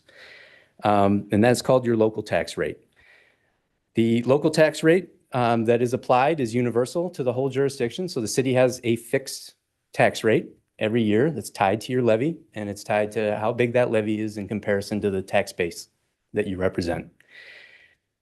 When we think about when we think about a new development that comes on board and what they do to that equation, when a new development, once it's built and attains a new value, right? So money's been invested, something has changed on that property that's actually created new market value, whether that's sold to a new person, occupied by that person, but you've created a new value on that property. Now you've added to the tax base. You're able to spread that levy out over more people or more funders, if you will. So if the levy stayed the same and we added a new property, it's not that you're getting new added tax revenue from everything. It's just everyone else's bite at the apple gets a little bit smaller, right? You still are levying that same fixed amount that you decided for your budget. It just gets spread over more property taxpayers, right? When we create a TIF district, that benefit of adding that new property to the tax base gets deferred for a period of time. And that deferral allows the same tax revenue that otherwise would have been applied to be collected and housed within a city fund. And then it can be used to pay back some form of financing that helped build that project to begin with. Whether that's the city taking out a loan in the form of debt to pay for public infrastructure, or if you're making it available to the private funders of the project so that they can use it as a revenue source to justify increasing their mortgage amount or paying or creating more equity investment to potentially fund whatever's needed to build that project in the first place. So it's not necessarily that when you have this project coming forward that you're going to create new revenue out of thin air. You're actually deferring this benefit that would have otherwise been achieved from everyone else's tax burden going down slightly when the new development comes forward. And tax increment financing is specifically designed to not increase the burden beyond what it exists today. So when you create a TIF district, you actually lock in the value of the property that exists right now, and you continue to include that in the calculation of your tax base going forward. So you're still going to be levying the same amount of, or excuse me, not levying, but collecting the same amount of tax revenue tied to those levies as you were before the TIF district was created. But you're just not now getting the benefit of that full valuation until the TIF district expires. There's also the amount of TIF that you can collect from that individual property is actually the tax rate that gets applied actually has a frozen level. So that if the levies of the school district, the city, and the county ever needed to increase above the tax rate that's put in place before the TIF district expires, you still get to collect those revenues associated with that increased tax base in the future. The TIF only collects up to that level that was in place at the time when you established the TIF district. So there's several different mechanisms that are built into this to try to protect your funding, of the ability to fund new things in the future or new needs of the city. But what this does do is it creates now a revenue stream, a future property tax revenue stream, again, administered by the city, that can help finance or fund a project and get it off the ground where it otherwise could not happen. And one of the findings that the council does need to make when it does establish a TIF district is that but for the use of this tool, these public dollars, that the project that is being discussed would not be expected to occur solely through private development in the reasonable foreseeable future. So this is a long-winded statement, but it's actually codified in the statute. And it's an opinion of the council that basically you don't expect that whatever that project is, that it's going to come forward and be 100% privately funded. And that there is a need to provide some kind of a supplemental funding source to get it off the ground. There are some other nuanced things that are not captured within a TIF district. So there are certain school operating referenda levies. So these would be voter approved operating levies that are in place. Those taxes attributed to those levies are outside of the TIF calculation. They continue to flow directly. So the school, so if you do have a new project that comes forward, even if it's in a TIF district, they will have some expansion of their tax base for those levies right away from the project. It's a fairly small percentage of the overall, but it is something that does help continue to fund school operations.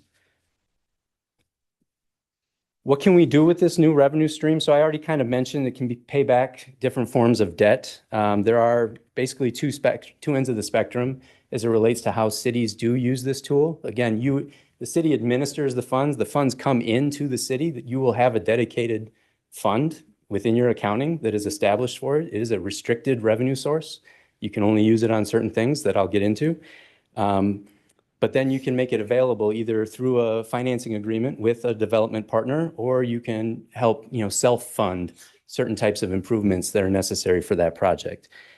So on the one end of the spectrum, a city could use this revenue source to justify bonding.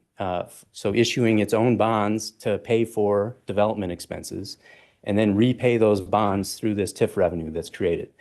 Now, one of the problems with that is it does induce some risk into the city's equation. Not only are you taking on more debt, but you're taking it on behalf of a private project, a project that's going to have to be operated in the future by a private entity that's outside of your control. The valuation of that project and the ability to maintain the tax levels that are creating the revenue that you're depending on is outside of the city's control. And so, generally speaking, cities tend to shy away from issuing their own debt for projects and use the other end of the spectrum, which is more of a risk-free type of an approach. And I don't want to say that it's completely without any risk, but generally speaking, this pay-as-you-go method is really a mechanism that's used to try to put all or as much of the risk as possible on the private developer so that they have to raise the capital necessary to pay for the project. They have to build it on time, on budget, complete it, operate it, pay the taxes that are generated from that property in so that the city receives the funds. And only at that point in time do you remit a portion of those dollars back under the form of an agreement. It's called a pay-as-you-go TIF note. Essentially, it's a promissory note that the city issues that says, if you do all of these things, developer, and you create the revenue that gets deposited in the city's accounts, then we'll make a certain amount of it available to you to help pay off your financing for the project. And so in that instance, the majority of all that risk falls on the private party. It's on them to make sure that they perform. And the city, you're kind of on the back end. Once the money actually comes through, you make it available, and then you can insert other terms that are necessary based on the policy objectives of the community. Why can't we use this for every project? Well, the statutes limit it to only certain types of uses. There are several different types of TIF districts, and they all serve or attempt to ameliorate certain conditions or problems that might be impeding development. So there are forms of TIF districts that are designed for redevelopment, where you have an old building that needs to be torn down or significantly renovated before you can actually develop and increase the value of the property. Those things can be costly, so TIF is a means to try to bridge that cost for redevelopment expenses. There's also other forms of TIF that are designed to try to incentivize certain forms of job and tax base creation, environmental cleanup, and then the one that's actually used the most often is called an affordable housing TIF district. And that's to try to help fund the development of new housing stock, whether that's single family or rental housing. They both can qualify, but they have their own qualifications that we already had alluded to in the earlier presentation. A housing TIF district, which is the one that would be discussed for this site, is designed to pay for any type of development cost to deliver what's a qualifying rental building when you're talking about rental housing or a multifamily rental development. And that building just needs to meet certain parameters that are adopted within the statute in order to be determined as affordable. And there are two tests that would apply, and both of them are based on being able to retain a certain percent of units within the building that are set aside for occupancy by individuals or families that would qualify under the affordability criteria based on the area median income of the community that we're talking about. Now, St. Francis, in MHFA's guidelines, is considered part of the metro. And so your AMI determination is the entire metro area's area median income. That income level that would be applied to this project, if we use the 50% test, which again, so 20% of the units within this, so that's 24 out of the 120 proposed units, would need to be set aside for occupancy by individuals or families at or below 50% of area median income. That's a mouthful. The slide I have actually shows where those levels are currently for 2025. They do change annually. It's a statistic that is published by HUD, and it is based on the actual income levels that are in place in the metro area every year. So it does get updated and typically will increase over time. Sometimes it might go down, depends on how the rest of us are doing in terms of whether or not we're creating more higher incomes. 50% level for an individual is $46,350 per year. So that's annual income. For a family of four, that would be $66,200. So the individuals that would be able to occupy those units just need to be at or below those income levels in order to qualify and meet the criteria to use TIF for this project. Typically, what a city will do is it will require that the developer prove on an annual basis that they are setting aside those units. And they'll certify before they receive any of the TIF money back to pay back their financing, that they're maintaining those units and keeping good standing on them within the community. As far as the public process is concerned, right now, this is actually not a part of the official process. We're just giving you an early glimpse and an overview of how this tool works as you make your decisions about the process for the project and the land use approvals. But generally speaking, it does require a public hearing that is held at the city council level at a point in time in the future. That public hearing gets noticed in the paper. And then the council is supposed to introduce the topic of creating a TIF district to support that development project, allow for public testimony from those in attendance, and then close that public hearing. And once they've done that, then the council is able to take action on whether or not it wants to approve creating a TIF district for the site. There's a lot of things that happen in the lead up to that process. There's certain notifications that need to be sent out to the county and the school district. There are studies of what the potential fiscal impacts of the development will be. And none of this supersedes the land use approval process that you just talked about with the concept and any future determinations that are made by the city. And in fact, the determination to make a TIF district take effect has to happen after you've approved the land use designations for that project.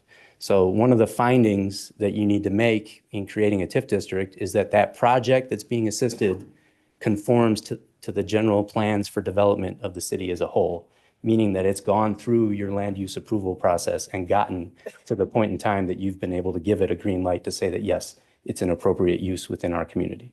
So we don't have a specific timeline for how this would unfold for this project at this point, but it does have to piggyback or run concurrently with those land use approvals that you're going to entertain in the future. The state auditor requires that a tax increment financing plan be prepared for any TIF district, and this is part of the public hearing presentation that's given to the council. And this is essentially a regulatory document that memorializes the purpose, type, duration, and how the funds are going to be used from the TIF district and the TIF fund that the city administers. That document gets filed with the county as well as the state auditor's office. The state auditor actually has a department that provides annual reporting on TIF activities throughout the entire state. And so there are some requirements to report the financial expenditures that are made within each TIF fund to the state auditor on an annual basis. So there is transparency publicly and statewide. So the TIF plan would identify the project and the land that is going to be included within the TIF district by parcel. It's going to identify the duration of the TIF district. For a housing TIF district, you're allowed to collect those revenues for a period of 26 years maximum. That's up for the council to decide whether or not you want to do that, but statutorily, you cannot go beyond those 26 years. And the budget needs to be identified, meaning a forecast of what we anticipate is going to be the full 26 years collected revenue from the taxes generated from this property, as well as what you're going to use it for. And that could just be very simply affordable housing or a certain site expenditure, a cost associated with the project and the reason why you created the TIF district. As I mentioned, there are redevelopment TIF districts, economic development, other types where you can only use them specifically for hazardous waste removal and things like that. A housing TIF district, it just needs to be able to be a housing development expense for those affordable units. Next slide, I have the but-for finding, and I mentioned that a little bit earlier. Again, it gets adopted at the end of the process once the council make its formal approval through what's called a TIF resolution. And that finding is based, again, on the council's opinion based on the facts that you know at the time and the sense you have for that project. But Ellers, we typically will dive in a little bit deeper and actually provide you a financial analysis to support that finding. So we tend to take all the numbers that the developer has built for their budget, the rents that they're proposing to charge, we compare them to the market studies that are identified, what is a reasonable basis for what kind of operating expenses they will have, and how much free cash flow they should have available to help pay back the mortgage that they need to build that project and provide a reasonable return to their equity investors. So we're able to summarize all of that together and provide that information to you so that you can be a little bit more informed than the statute necessarily requires you to be. And again, trying to give you a sense that you can make that determination that without this form of financial assistance, this project would not be feasible in the private marketplace on its own. And so I do have some information preliminarily, right? This is still a moving, the project is still underway. There's still some value engineering and other things that are unlikely to unfold over the next couple of months. But we have done that preliminary analysis. It is a $24 million project. That is the budget that has been shared today. About $200,000 per unit cost to construct, take care of all the site work that's associated with it. And, in comparison to other types of housing, yes, this is a relatively lower cost, at least on a per unit basis, than you would expect on a single family or a townhome development where we do see, in the high 300s to even the low 400s as a starting point for many forms of new product that's hitting the marketplace right now. That number does include about $938,000 of municipal development fees paid in for park dedication, and the majority of it coming into the utility funds to help support and fund all of the utility infrastructure that the city is maintaining that they would now be connected to. So a significant amount of that is going to come back and help continue to fund utility operations of the community firsthand. We take all that information, we try to get an understanding of what is the income that they're going to be able to generate from the rents they're charging their tenants, paying for reasonable operating expenses, and whether or not that income is going to be able to support the level of mortgage payment necessary on an annual basis, as well as the equity that's invested in this project. We apply basic bank underwriting standards that we've seen in other projects that we evaluate to determine and justify what the developer is proposing. They do anticipate about a $14.5 million mortgage just generated off of the rents alone on this property. And that would leave over $9 million of equity investment that would be necessary to take care of the rest of the budget. And if you look at the cash flow that's available from the rents after making the mortgage payments and what kind of return that would be on $9 million, it's less than a 2.4% return on investment, which is very, very low in terms of development. These projects tend to carry a high degree of risk. They tend to cost a lot of money to build, and they take a long time before you're actually able to stabilize them. They can turn over occupants on a 6-month, 12-month, 18-month basis and take a lot of work. And so typically, a real estate investor is going to require a fairly high degree of return in order to put their money and park their capital in that project. And we typically will see, a minimum of 7 to 8% returns before a real estate investor is willing to fork over the money to build that project. And generally speaking, they're looking in excess of 10% returns as a benchmark. So this is significantly low. It doesn't justify itself. We do believe that there is a gap in the funding for this project. And we do believe that that gap is about $3 million on this, or I'll have a slide later in the deck that shows that as a percentage. But the TIF can potentially serve as the way to fill that gap. It does have the capacity to fund that. We went through and did the analysis in partnership with the local assessors, determined that this project, if it came forward and was built, expected to have a taxable valuation of about $21 million. A $21 million, rental project within the community, given the tax rates and the levies that are adopted today, would expect a tax payment of about $282,000 per year.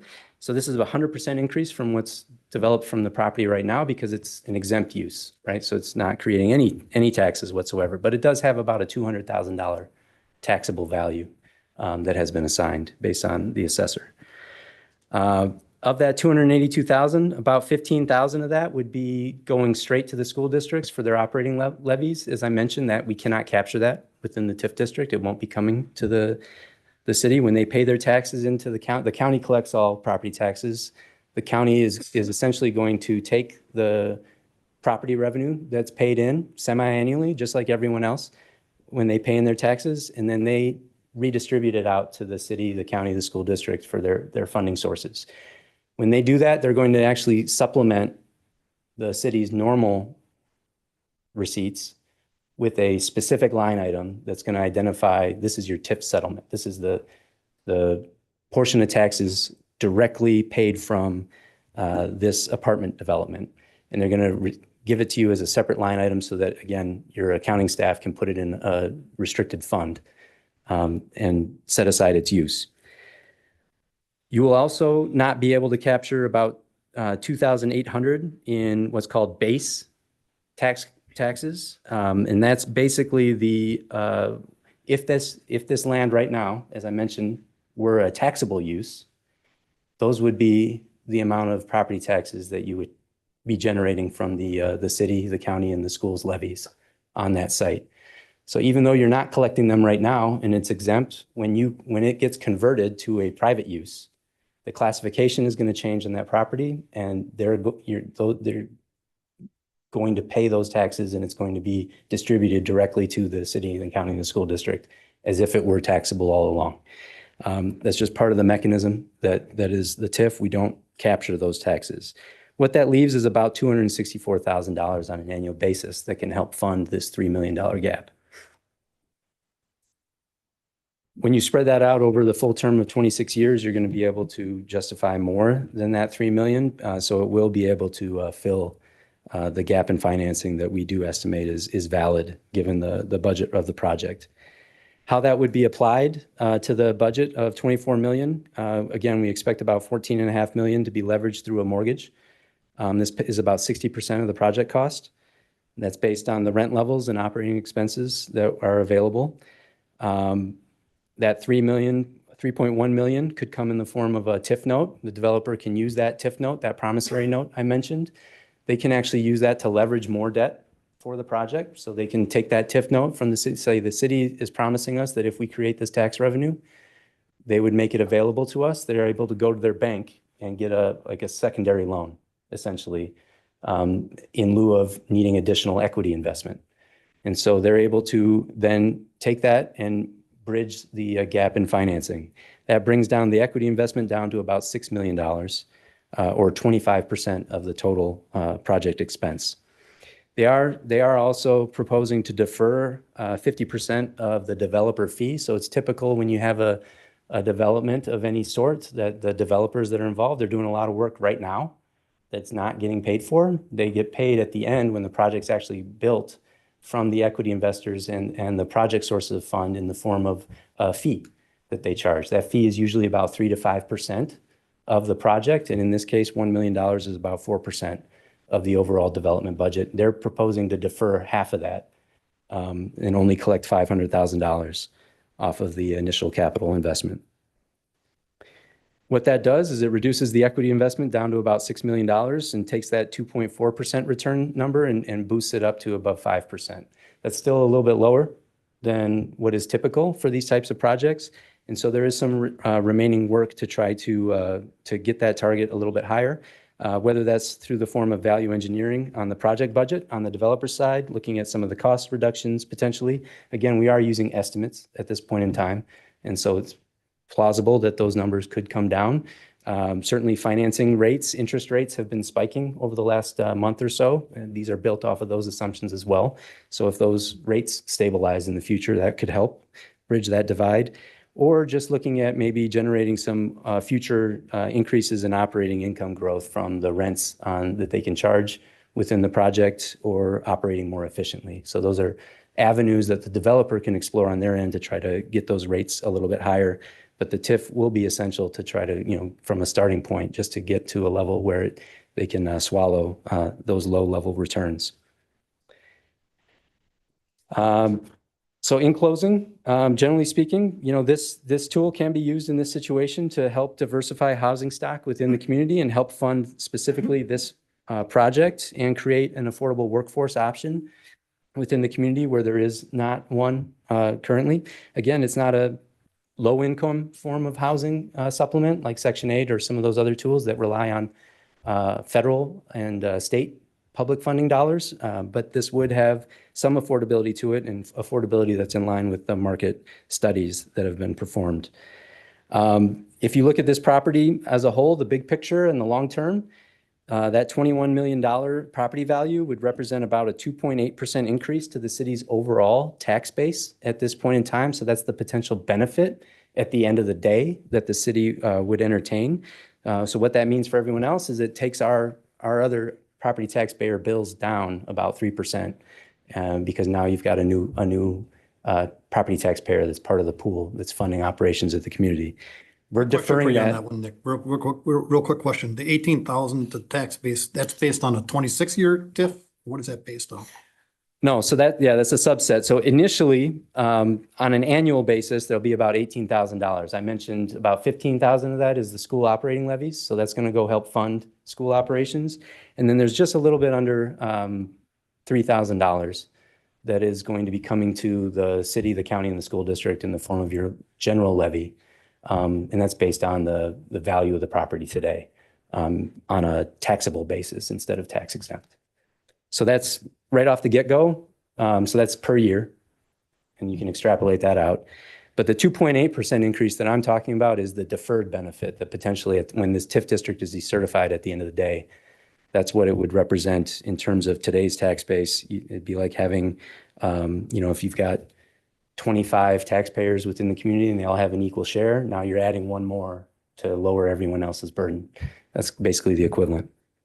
And it's also providing, again, over $900,000 in development fees that are going to be paid to the city upfront within the cost of the project to connect to the utility system, as well as provide some park dedication money to fund those types of uses within the community and your future expenses. It's also going to add a new utility user. So we did actually just do a little basic analysis to see what the potential, if we apply some general usage statistics, this would represent about a 4% increase in your user base within the utility system on its own, and would potentially generate about $115,000 to $135,000 in additional annual utility revenues to the city's funds, again, to help pay back some of the debt, as well as cover operating expenses of the city's funds in administering the utilities in the community. Sewer and water, excuse me, not all of the utilities. Last thing, and I'm sorry, thank you for your patience. One of the things we do want to highlight as well is that, I mentioned that you would have an agreement in place with the developer that's going to specify the terms with which the city is willing to use this tool to fund this project.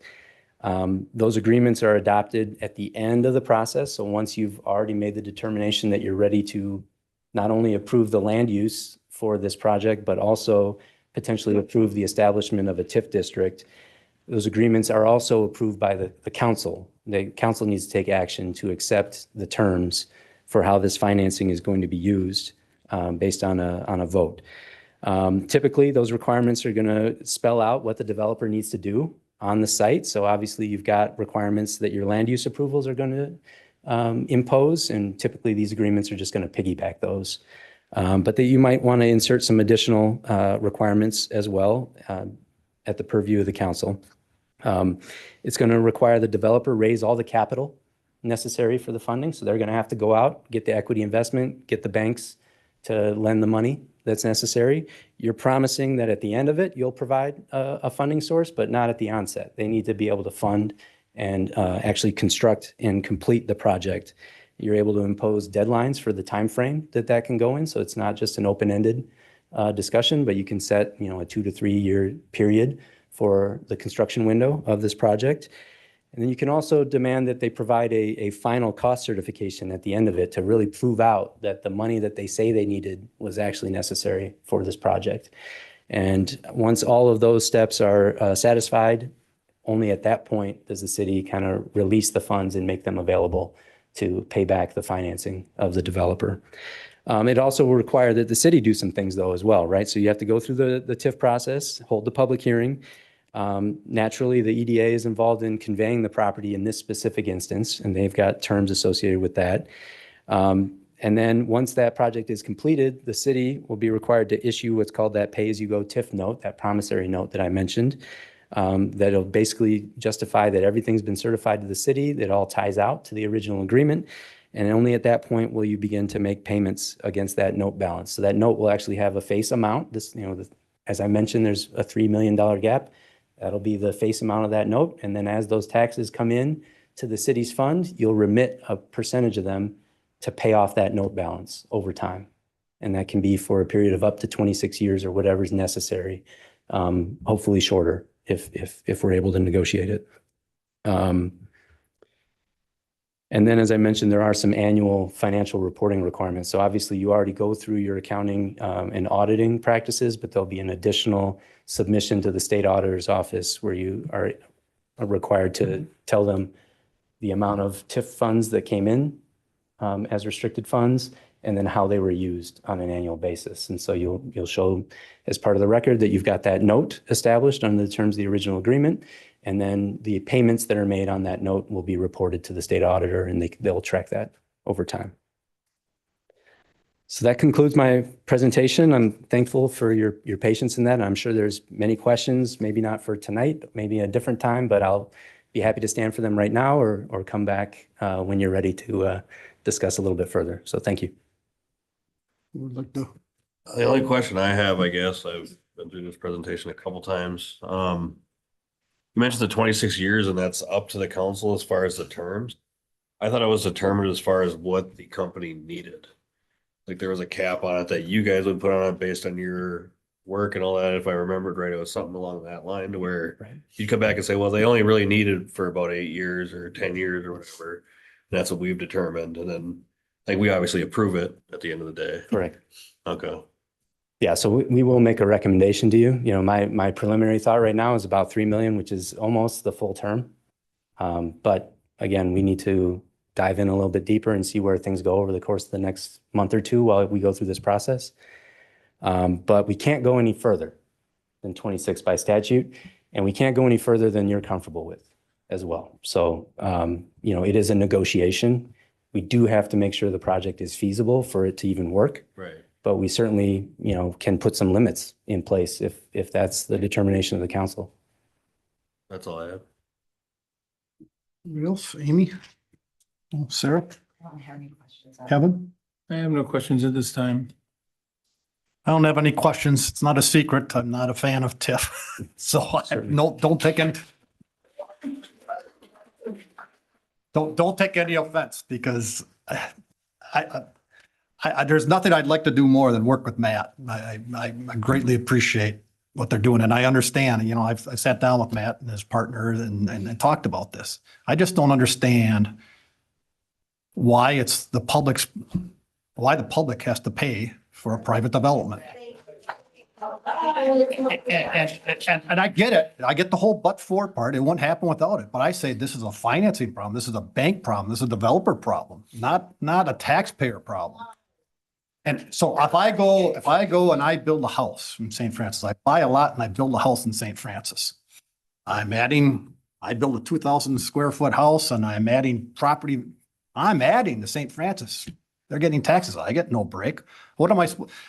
And I also don't understand if a big box store, or I don't want a big box store, but if a store moves into town, sorry, you don't get TIF. You don't. State statute says you don't qualify for it, but this does. It's not right. It's not fair. It's not our job to pay for private development. And I don't want to pick on Matt because I totally understand his conundrum. The banks are saying, we're only going to give you 21 million and it's a 24 million project. So Just throwing it out there. I haven't changed my mind one bit on this because, I mean, bottom line, Matt, absolutely, they've got to make a return, of course. What investor doesn't want to make a return? They make a return. Us, our taxpayers are told, wait 26 years or whatever it is, and you get your return in 26 years, and they're making their return. So it's just, I'm just saying where I'm at. I'm just being honest with you. I don't have any grudges. I don't have any begrudge anybody. I know so many cities are taking quote unquote, taking advantage of this. Well, somebody's got to stop it. In fact, so sooner or later, because it just becomes this big game where then the developer goes to the next town and says, will you give me TIF? And they go to the next town and will you give me TIF? And it becomes this big game where the public somehow is on the hook for a private development. So just had to throw it out there early. Thank you. So what do we? do we need to, it looks like we need to just make a motion to, Well, this is just informative. well, I think we got to authorize staff. Well, after his presentation and how it's tied to the land use, we still don't know your recommendations for the concept plan. So until we have a feeling for if you support the project and you recommend they move forward to the next step past the concept, those two are tied, correct? I'm So Council the or- motion to authorize staff to establish the appropriate public hearing date and submit the required notices also is tied to how they feel about the development. So if they're not in favor of the development moving forward, then we wouldn't need to call for these public hearings. So they're tied. Yeah, we've got two options here. The second one is the motion to deny the application, and it just kind of dies right here, right now. Is that correct? It'd be up for the developer to decide. I get that, correct, right. I mean, the developer could. But I'm just, I mean, we've worked on this for 2 years. And that's the part that, Matt, I don't get. You guys do this all the day and sometimes the answer is no, and that's a lot of time. And our staff has spent a lot of time on this as well. So but I'm not there now. I won't be there 2 days from now. I won't be there for weeks from now. So, I don't know, Amy? Yeah. Well, first I just wanted to say thank you to all of you, all of the staff and yourselves. Your presentation was great. You answered all of the questions. For me, it isn't TIF or no TIF. It's easy to say no to TIF because then the project's not going to go forward. For me, the concept problems for myself, the number one is traffic. I wouldn't be willing to say yes to these projects today without having the traffic study first. For me, it's traffic. I went to the PNC meeting and 15 people spoke. I was in the audience. I didn't say anything. 15 people spoke and only one was for the project. And all the rest of them were against the project. And the things that I heard them say were they were worried about the kids getting hurt, kids being in their yard, traffic, garage noise, and just not in general why they moved here in the first place. I know I've lived here for 15 years and I lived in Oak Grove before that. I moved here to be in a small town. And I drive Bridge Street every day, like more than once, because I have kids at the high school. And the traffic here is my top priority. And so it's easy to just say, oh, no to TIF because the project won't go forward without it. But it's really, I really don't believe it's what the community wants. The community that is already here, I don't believe is what they want. And yes, you're saying that we need to have affordable housing for people to move here so they can work. Well, we here in St. Francis, we're 20 minutes from everywhere. There's a lot of people that live here that drive to Anoka, to Cambridge, to East, to Minneapolis to go to work. And so for someone to have to live in Elk River for a few years before they can move here or decide they want to move here if they work here, it's just the same that we're doing, but just the opposite. And for me, I have to say I'm a no on TIF. I agree with everything that Mark said, although your presentation of it was excellent and easy to understand. And I see your point. I do. I very much do. But I do agree with Mark that why this project and not another project? And does it, if we agree to this one, does that mean the other apartments that might want to come to town or or any other business, if they meet the requirements, do we have to say, if we say yes to you, do we have to say yes to them? And I don't know the answer to that, but for me, the concept part of it is, I just don't believe the community that lives here already wants it. And so I would be a no, although I do recognize all of the time that has been spent on this. That's not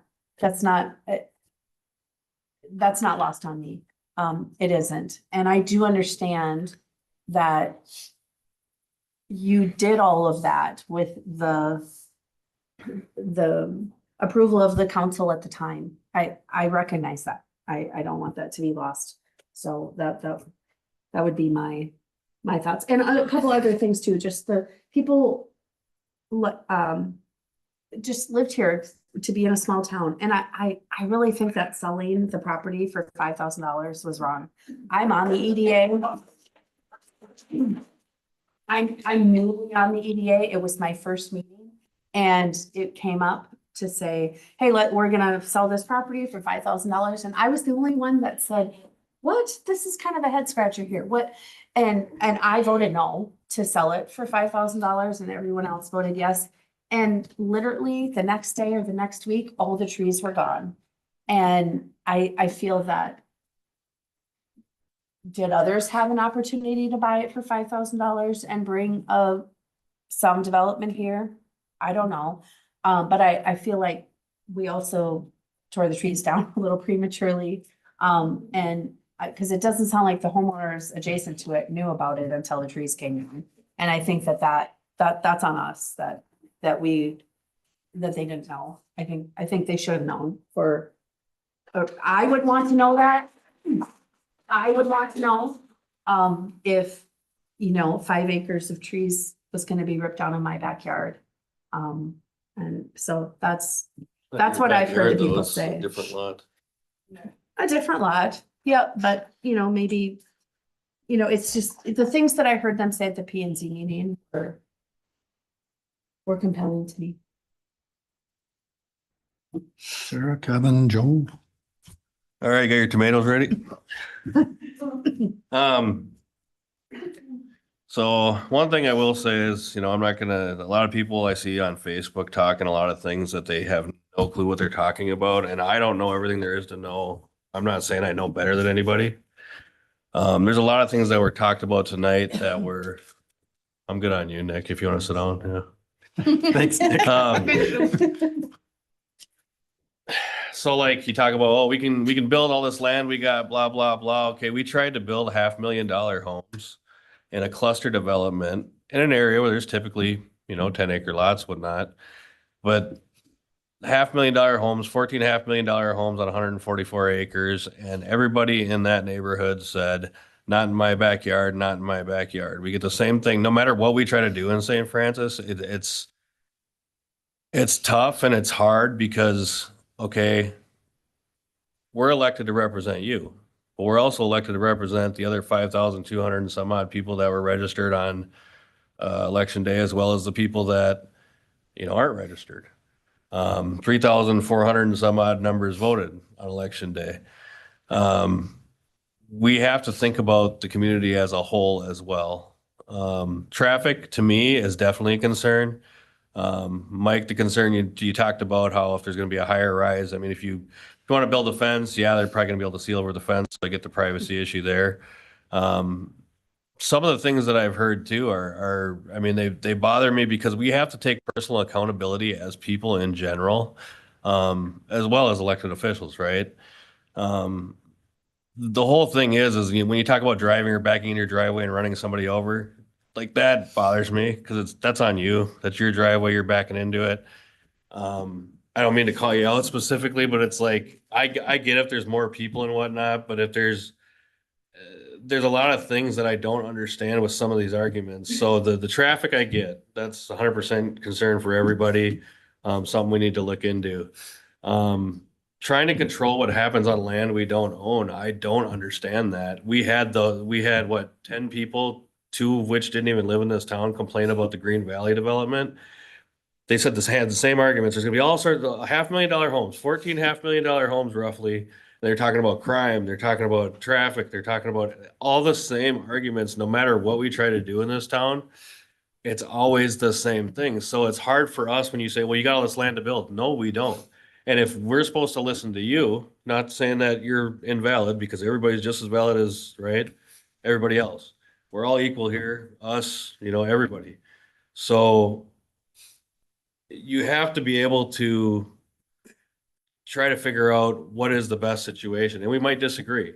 And we also have this, I don't know, I call it a cancer in society, where if you don't agree with me, then I don't care what you have to say, and I'm this or I'm that, or, look what they're doing to Tesla right now for people that don't agree with certain things. Like, this stuff is crazy and it's not reasonable. And the only thing I ask for everybody, including myself, is to try to be reasonable.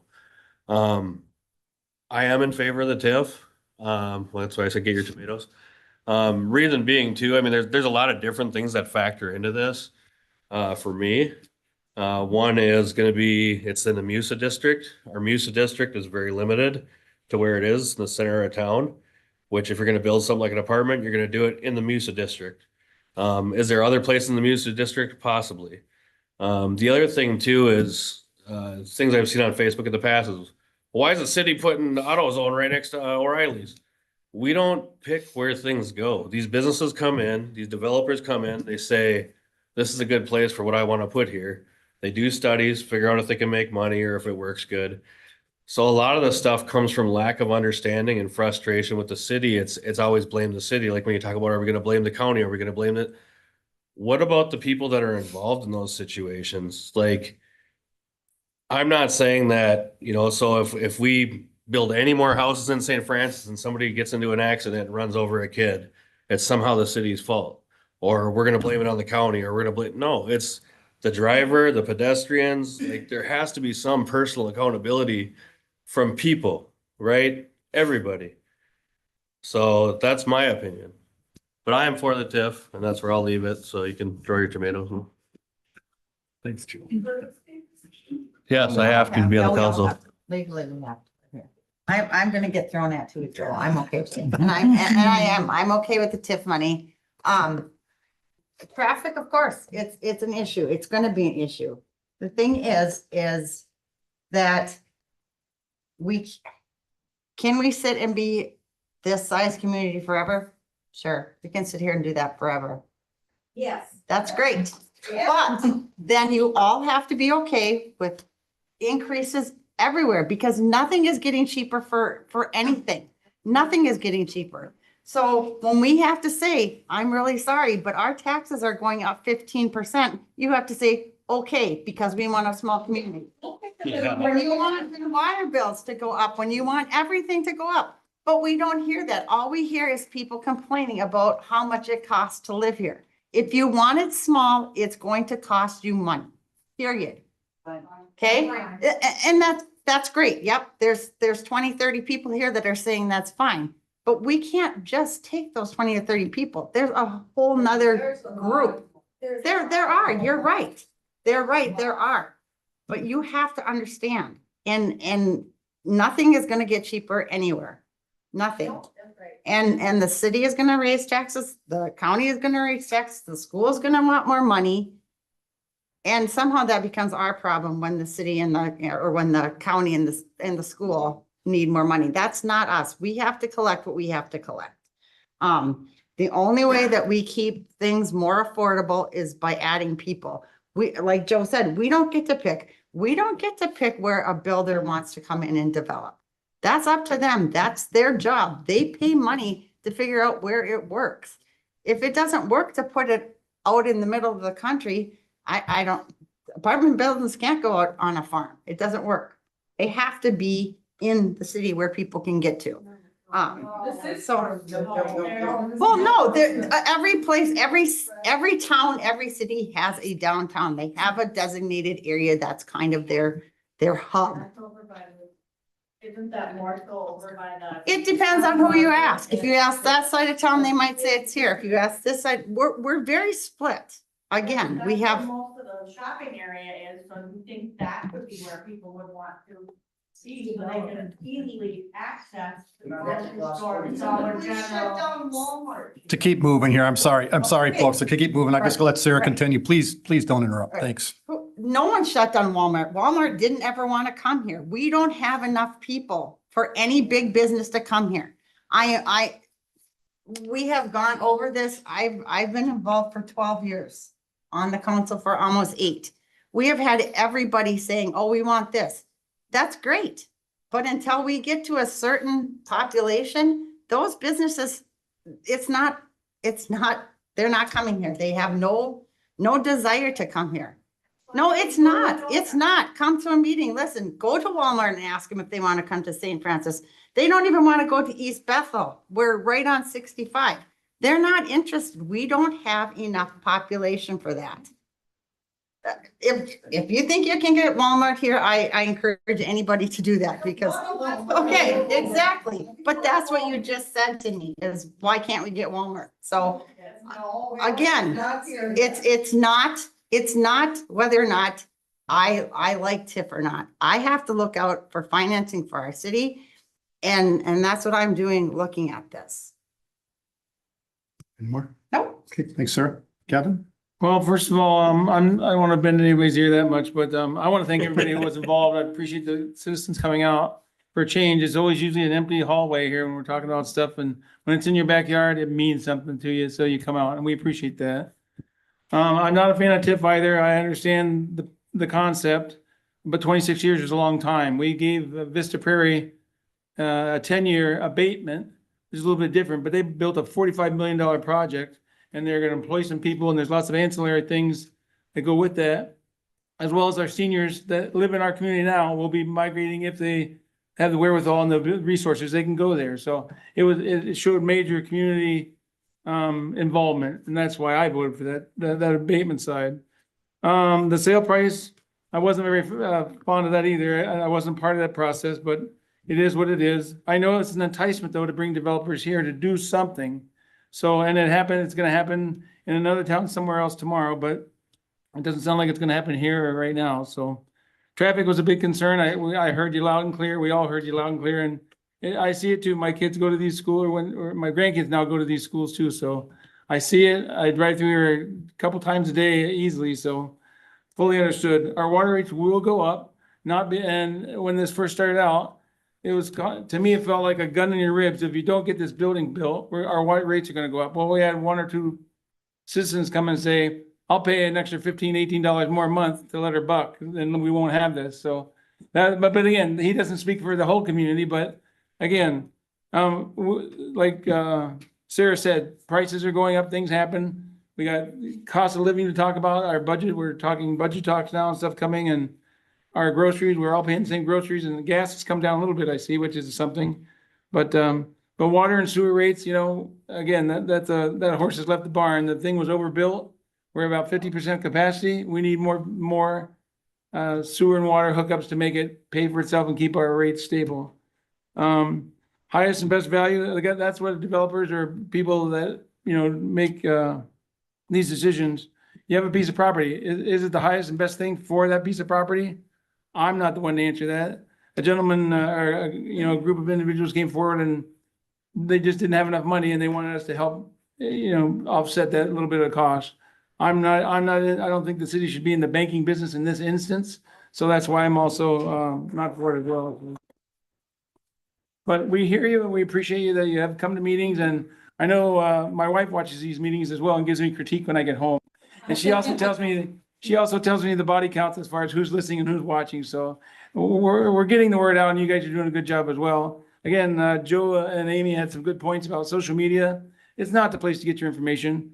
Call somebody, call us. I think I've been going into my 7th year here.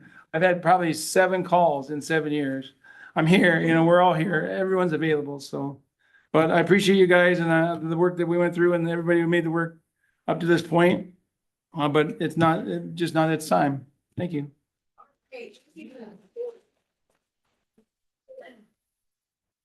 So Can we I have say to- one, yeah, go one ahead. more thing? Sure. Even though the 5 of us came to a different conclusion, I honestly agree with everything you all said. I could see your point on literally everything. So I think we came to a good conclusion. So I just wanted to say, even though we didn't have the same outcome, I agree with what you said. You got 5. That's right. So we have to make a motion one way or the other here, Correct. Dave? So on page 121 of your packet, Oh. there are 2 different motions. Yep. One is to approve moving this forward, which would be the next step in the process. The other would be motion to deny. Bear with me here. Okay, we gotta get to page 121.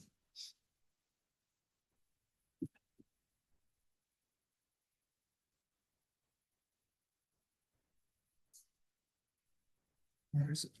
Oh, yeah, I had that. All right, sorry. Thank you, thank you.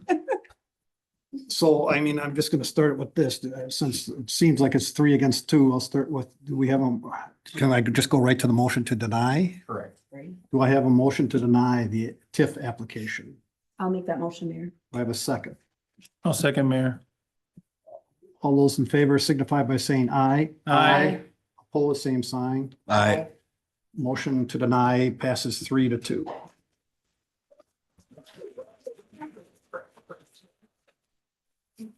On to the River's Edge 8th edition. Mayor and Council, before you tonight is the final plat request for the 8th edition of the River's Edge development. This is a development that was started back, I believe, in 2017, and this will be the final edition, so full build out of that site. Overall, we're looking at 163 total lots through all of the 8th editions. The 8th edition itself provides 29 single unit lots in that very northwest portion of the site. It also includes the extension of 237th Avenue and Vintage Street.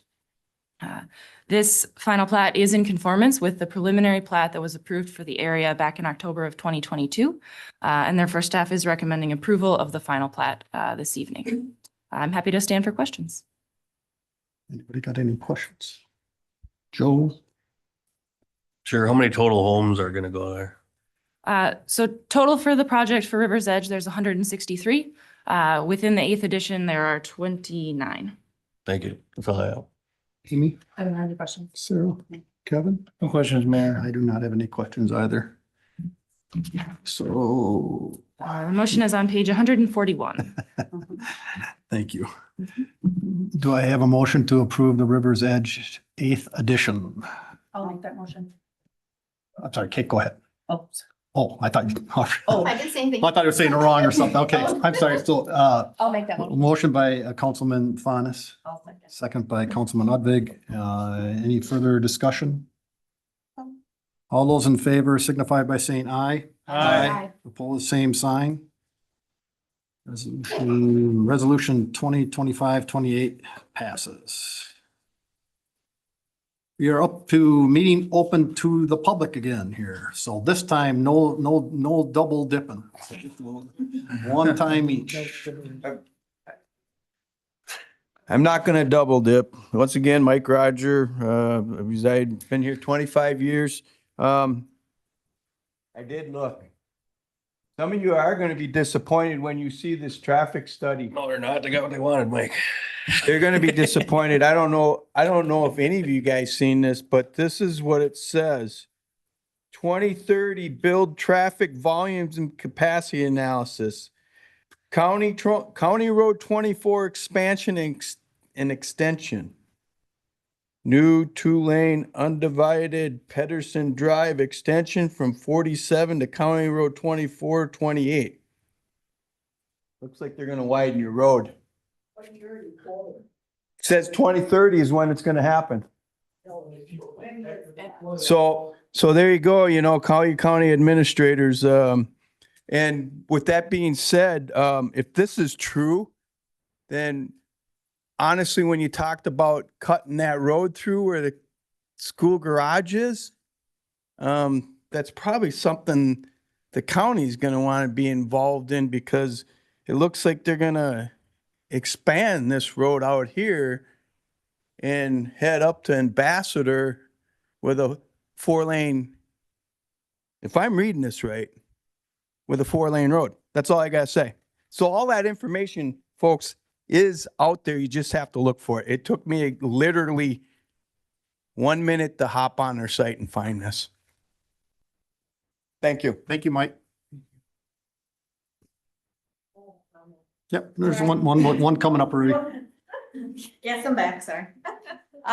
Tina Carroll. So Joe. Yep. Your comment about, yes, people need to take responsibility. Yes. And I agree with that 100%. I welcome you to sit in my yard, sit at the corner. You can look out the window here.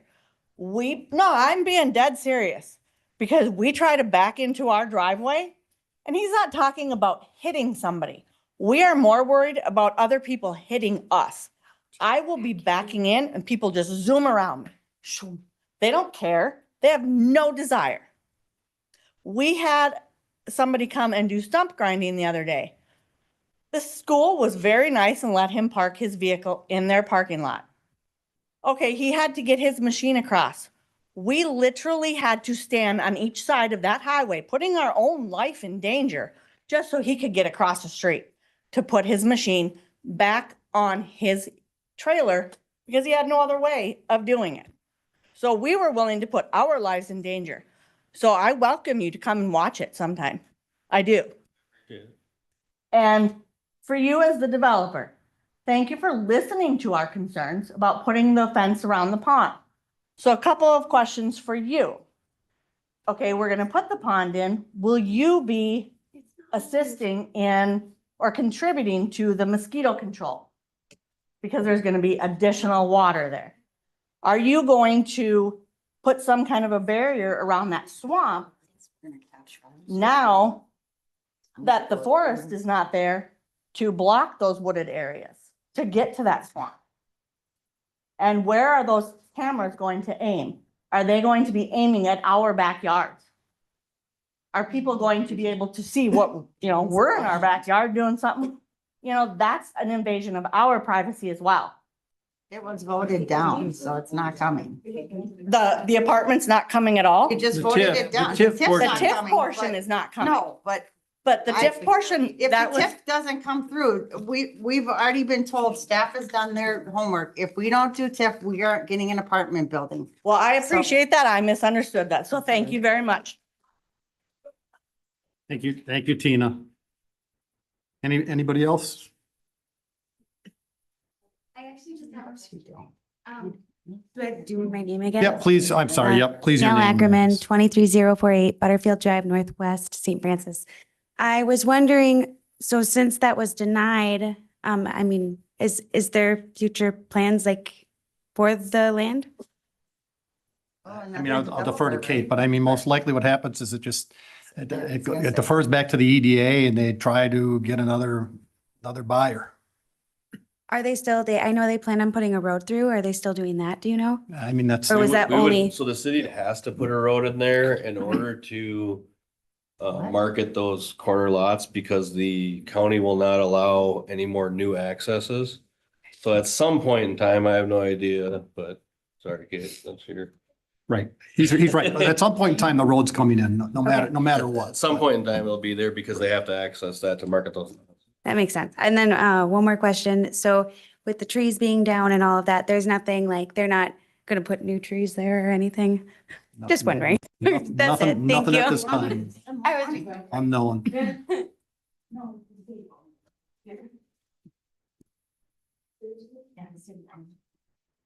Just your name and address, please. Robin Olson, and I'm at 23041 Butterfield Drive. My concern is that the traffic going down Butterfield is going to increase.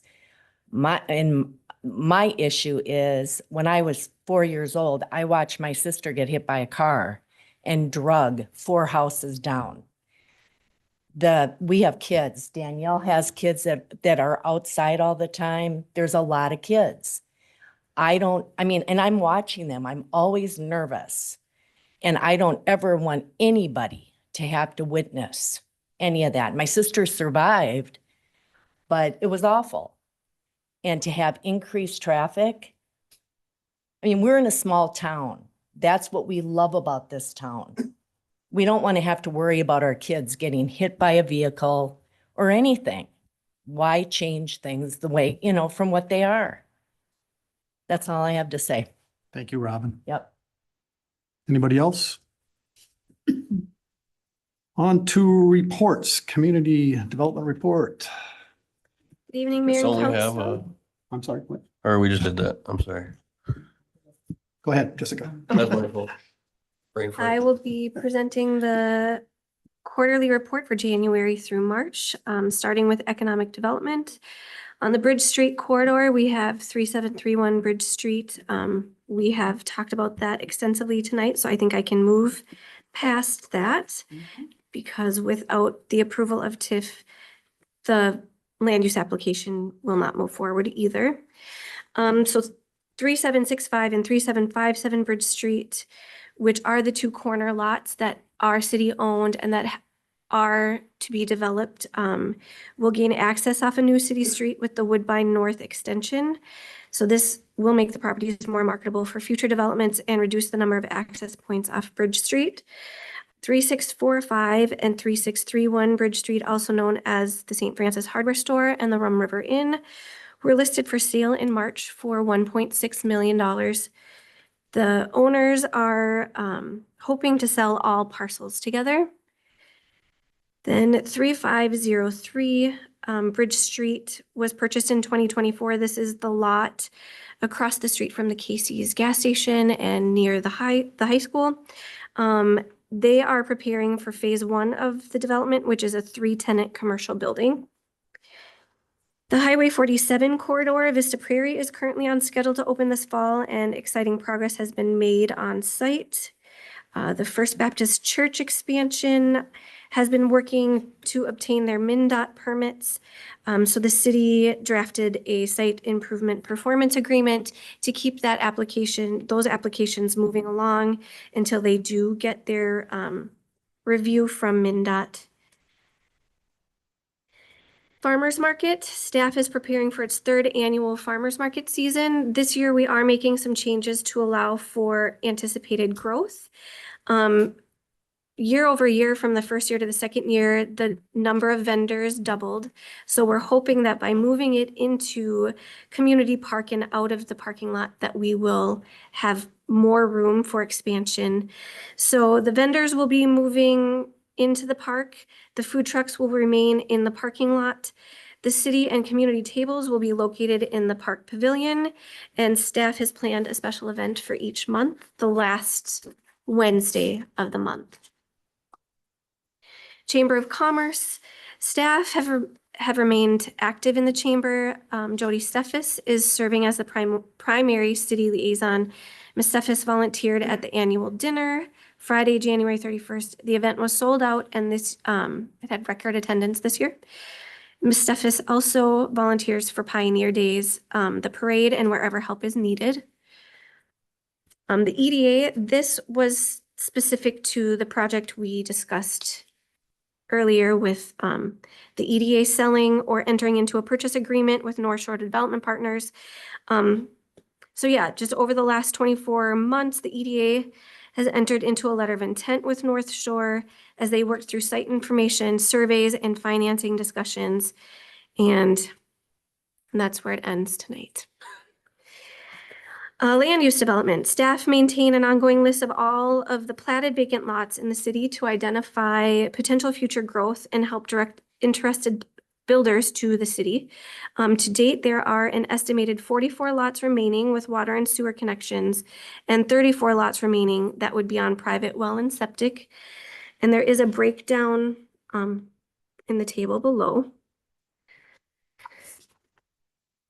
For residential development, the first item under this category, the Bluffs of Rum River, we are excited to reopen conversations with a new developer in Q1, but as of last week, he has decided to make some changes to the preliminary plat that was already approved.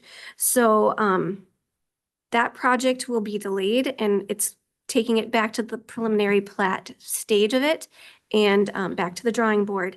So more to come on the Bluffs. That one's located at the northeast intersection of Highway 47 and Ambassador. River's Edge, Beth presented the 8th and final plat, and that was approved tonight. Commercial development, the following developments are currently under review. 23340 Crease Street, which is the old City Hall building, was listed for sale, and the city received 2 offers that are currently under review.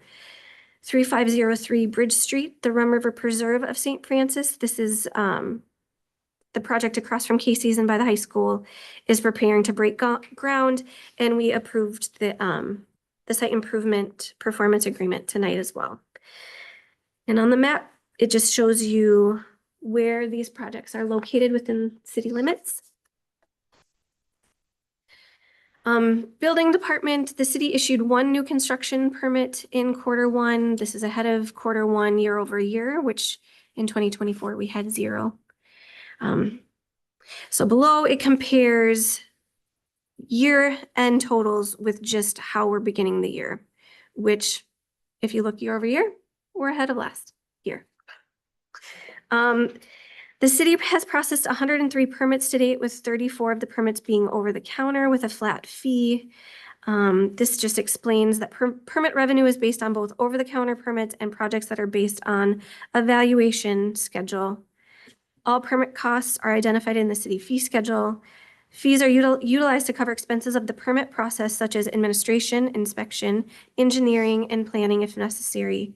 Additionally, commercial and septic permits are under contract with Metro West Inspection Services. Code enforcement, staff continues to respond to code enforcement complaints. We have 11 properties in active code enforcement. The most common violations are for parking in the yard and junk and debris. Rental and vacant programs, all rental licenses for addresses ending in odd numbers were up for renewal this year. Most properties have required multiple corrections, and the licenses are taking longer this year to process due to the state requiring tax IDs or social security numbers from landlords and homeowners. The city has 6 reported vacant buildings, and they are all single-family residences.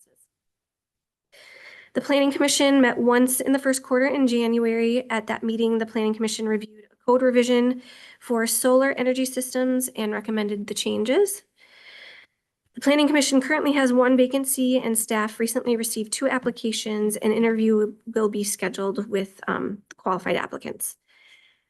And just touching on the need for housing, as it goes beyond just a city, a local need, and it expands to the county and the state. Housing is regional in nature and not restricted to jurisdictional boundaries. Therefore, it is relevant to take into consideration the study Anoka County completed. It illustrates the comprehensive housing needs for Anoka County. As of the publication, the county needed 18,000 more housing units by 2030. They estimate that less than half that amount will be created given current economics. The demand figures in the study are under the presumption that all cities in the county fulfill their respective figure. Underproduction in communities around Anoka County increases availability of tenants in St. Francis. To what extent is unknown, but practical application of this data would lead us to believe that St. Francis can support more units than what's indicated simply because the county as a whole is not keeping up. So there is a diagram that breaks this down. St. Francis is projected to add 620 households between 2023 and 2030. and another 1,000 households between 2030 and 24. There is strong opportunity to significantly diversify the housing stock in St. Francis to accommodate a wide variety of housing units among various market segments. So there is a housing shortage nationwide. I don't think that's news to anyone. And this gives you a more local look at the demand that isn't being met in our city or in the region. So for sale housing, St. Francis has, this report said 67, but based on the numbers I pulled for the quarterly report, it has 78 vacant developed lots, 214 future lots. Demand is identified for 540 single family and owned and multifamily units. Given the current lot supply, additional lots will need to be developed to meet the projected demand over the next 6 years. We anticipate some slowdown in demand resulting from high mortgage interest rates. If demand accelerates in the next couple of years, then additional lots may be needed to accommodate demand to maintain a 3-year lot supply. So when the supply doesn't meet the demand, that drives up the prices, which then again calls for a higher need for rental and affordable housing. There's a demand for 173 rental units from 2023 to 2030 and another 345 rental units from 2030 to 2040. The senior housing demand we have fortunately been able to meet with Vista Prairie. So with Vista Prairie, we have a total of 134 units, 59 independent, 43 assisted, 24 memory care, and 8 care units. And with that, I can answer any questions. Questions? Did your vacant lot include a shore area? No. Is that 1 or 2 lots? That would be 2, wouldn't it be? That's 1? Okay. So yes, those numbers will change after tonight's decisions. Just curious. Amy, no, Sarah, any questions? Kevin, any questions? I have one question on the problem homes or problem properties, 11 of them. What's the newest or what's the youngest one? What's the oldest one? And why is it still the oldest one? I would have to get those details from. He hasn't finished yet. Would you share with all of us in the Yep. email? That'd be awesome. Yep. I do know that I think the majority of them are rental properties just turning over. Okay, but not platted properties with debris and cars and crap and stuff? I can't say for sure, so I'll get Okay. that for you from Jody. I know Judy and you do a good job on that. They're just staying on top of it, but maybe we need to be, it's been, I think, maybe 6 months since we've had anything come to us, but we know what's happening out there, so. Okay. You guys might need some help on our end. Yeah. Thank you. That's all. All I got is thank you for nice report, Jessica. Thank you. Council member reports. Joe? I watched the planning and zoning on YouTube, but did not make it. I watched the work session as well as I'm getting over a cold and sick for. I think I'm pretty much healed, so that's why I'm here. Yeah, I appreciate the people coming out for things they're passionate about. I wish we had more involvement on everything at earlier stages too. I hope everybody's paying attention to everything. Again, that's part of the personal accountability. I'll try to be brief, but unfortunately Kate has to hear it again, and Kevin and Sarah. But when I came here because the water rates were getting hiked up. I was madder than hell, emotional. Thought I knew more than I did, like a lot. Councilmember Tim Brown was kind enough to tell me that there's a difference between Met Council and a standalone system. I went home for the next 2 weeks and learned a lot. Came back just as mad, but a little bit more informed. And then I did it again and again and again, and eventually I'm sitting here. So I just want to let you know, like I do understand you. I'm not trying to take shots at people or anything like that. I'm not trying to make it personal, so I do apologize if you felt that way. When we're upset, I think as everybody knows too, when emotions are running high, we don't usually make the most logical decision all the time. I do appreciate you guys voicing your opinion. I think a lot of it has to do too with, not wanting something, which I can totally understand. But I think too, as a council, I just hope you understand us, even if we don't agree. A lot of it is based on separating ourselves from that emotional situation and looking at it objectively, or trying to be as objective as we can. It's not that we don't care. It's not that we don't listen. It frustrates the heck out of me when I see stuff on Facebook too. And it's every now and then I'll dive in, which I probably shouldn't, but I do. And I'll see things where it's, oh, they already have their mind made up or this or that or whatever. And now you guys waste your opinion. You're obviously happy with the outcome. Which is totally okay. My question is now is, are we going to go on Facebook and say, hey, the city listened to us, we were successful, or not? Because I've yet to see that, so I'm just saying, and if you want to bash me, that's totally cool too, because whatever, right? Whatever. But I appreciate everybody coming out, voicing your opinions. Again, try to stay more involved, more informed, come out to the community events that we have. Citizens Academy is starting tomorrow, which is awesome. I hope some of you signed up. It's really awesome. You kind of get to learn things from the officers. If you didn't sign up this year, keep an eye out for it next year. You get to kind of role play a little bit too, kind of put yourself in the police's shoes a little bit. It's fun, it's informative, and it's great. And Kevin also did it as well. So I would definitely recommend checking that out next year if you didn't sign up this year. That's all I have. Thanks, Joe. Amy? Again, just like Joe said, I want to thank everybody for voicing their opinion. Usually it's crickets out there unless something's going on and then everyone's here. So like Joe said, just pay attention and maybe get involved a little sooner. That's not just for this project, but for anything. I attended the work session last week. I just had a couple of questions. We only have one council meeting before Pioneer Days, right? I think. Will we have somebody from Pioneer Days here to tell us what's going on? I mean, will we know more about it before then? I don't know. That's my question. Contact Michelle with, Michelle's right in the audience. Oh, okay. Michelle's on that. Okay. I know her number now, so I can call her.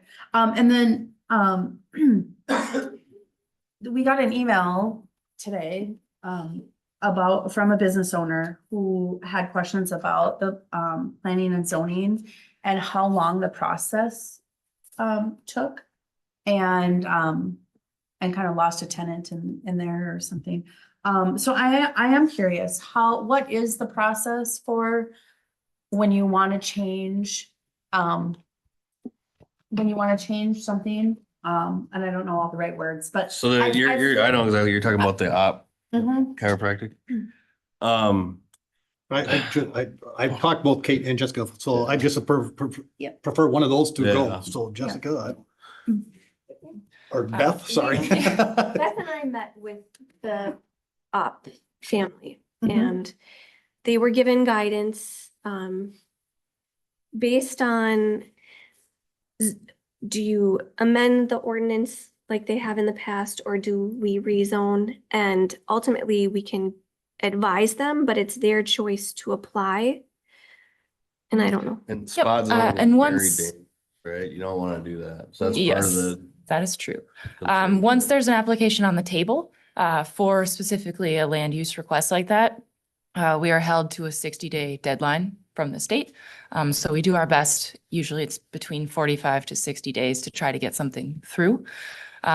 The city can extend that if needed, just based on, when people have submitted things or if there are missing parts of that application. But for land use requests, it's typically 60 days from when the full application is submitted, but we have not received a full application for that site at this point. So that timeline hasn't started yet.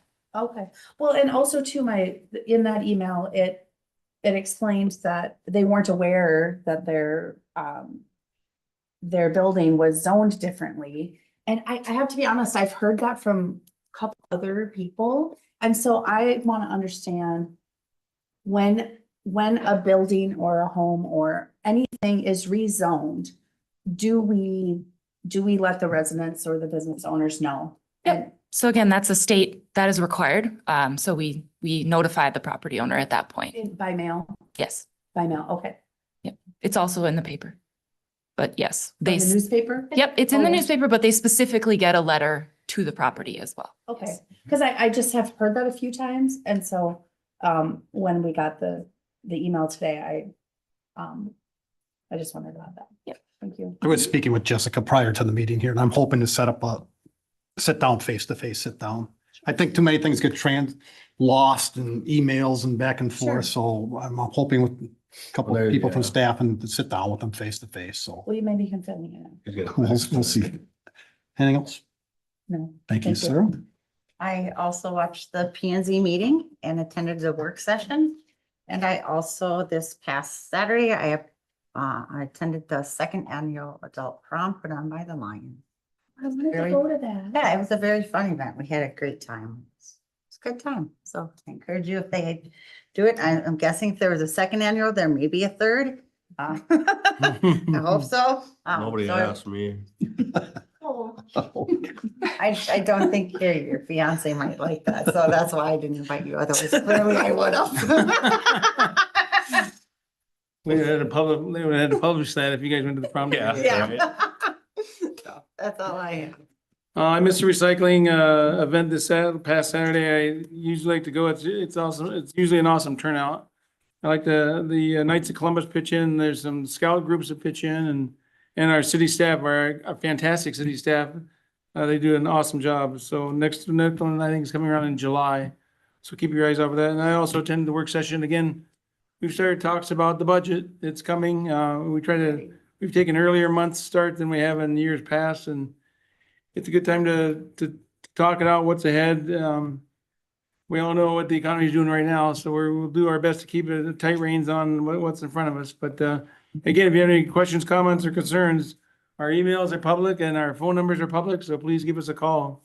That's all I have. Thanks, Kevin. I don't know where to start. The planning and zoning meeting, I was here, I was in the back. I attended the Winning with Cops event over there at Tasty Pizza. I'm telling you guys, you ever get a chance, go. The smiles, I don't have to say anymore. The smiles from these kids are just melts your heart. So Winning with Cops, it was a wonderful event. Thank Investigator Hearn for putting that together. Attended a long meeting with the St. Francis and Bethel Fire proposed merger that we're working on. We got several meetings scheduled. It's a big report, so stay tuned. But it's going well. Also attended with Dave, the Anoka County Fire Protection Council, which Dave hosted it. Thank you for that. That also was a fairly long meeting. It was a budget meeting, so that one went pretty late as well. Had the April 28th work session. I went to this Wednesday, I went to the Anoka County Local Government Officials meeting down in Anoka. Nothing super telling there, just primarily focus on Anoka County roads and nothing earth shattering to share from that one. I also sat down with the Rum River Consultants, the potential buyers for Cree Street, had a really good meeting, and I'm glad Jeff Taylor was here. I'm going to take him up on his offer. I encourage all of you to sit down with both parties, so you really make an informed decision when the time comes, which I'm assuming is coming soon. So, and lastly, I attended the National Prayer Day over there in East Bethel as well. So been very busy. I don't know, anybody else, anything else? Thanks again, everybody, for attending. Do I have a motion to adjourn? I'll make that motion, Mr. Mayor. So moved by Councilman Mulbar. Do I have a second? Also. Second by Councilman Fondis. All in favor signify by saying aye. Aye. Meeting adjourned at 8:57 PM.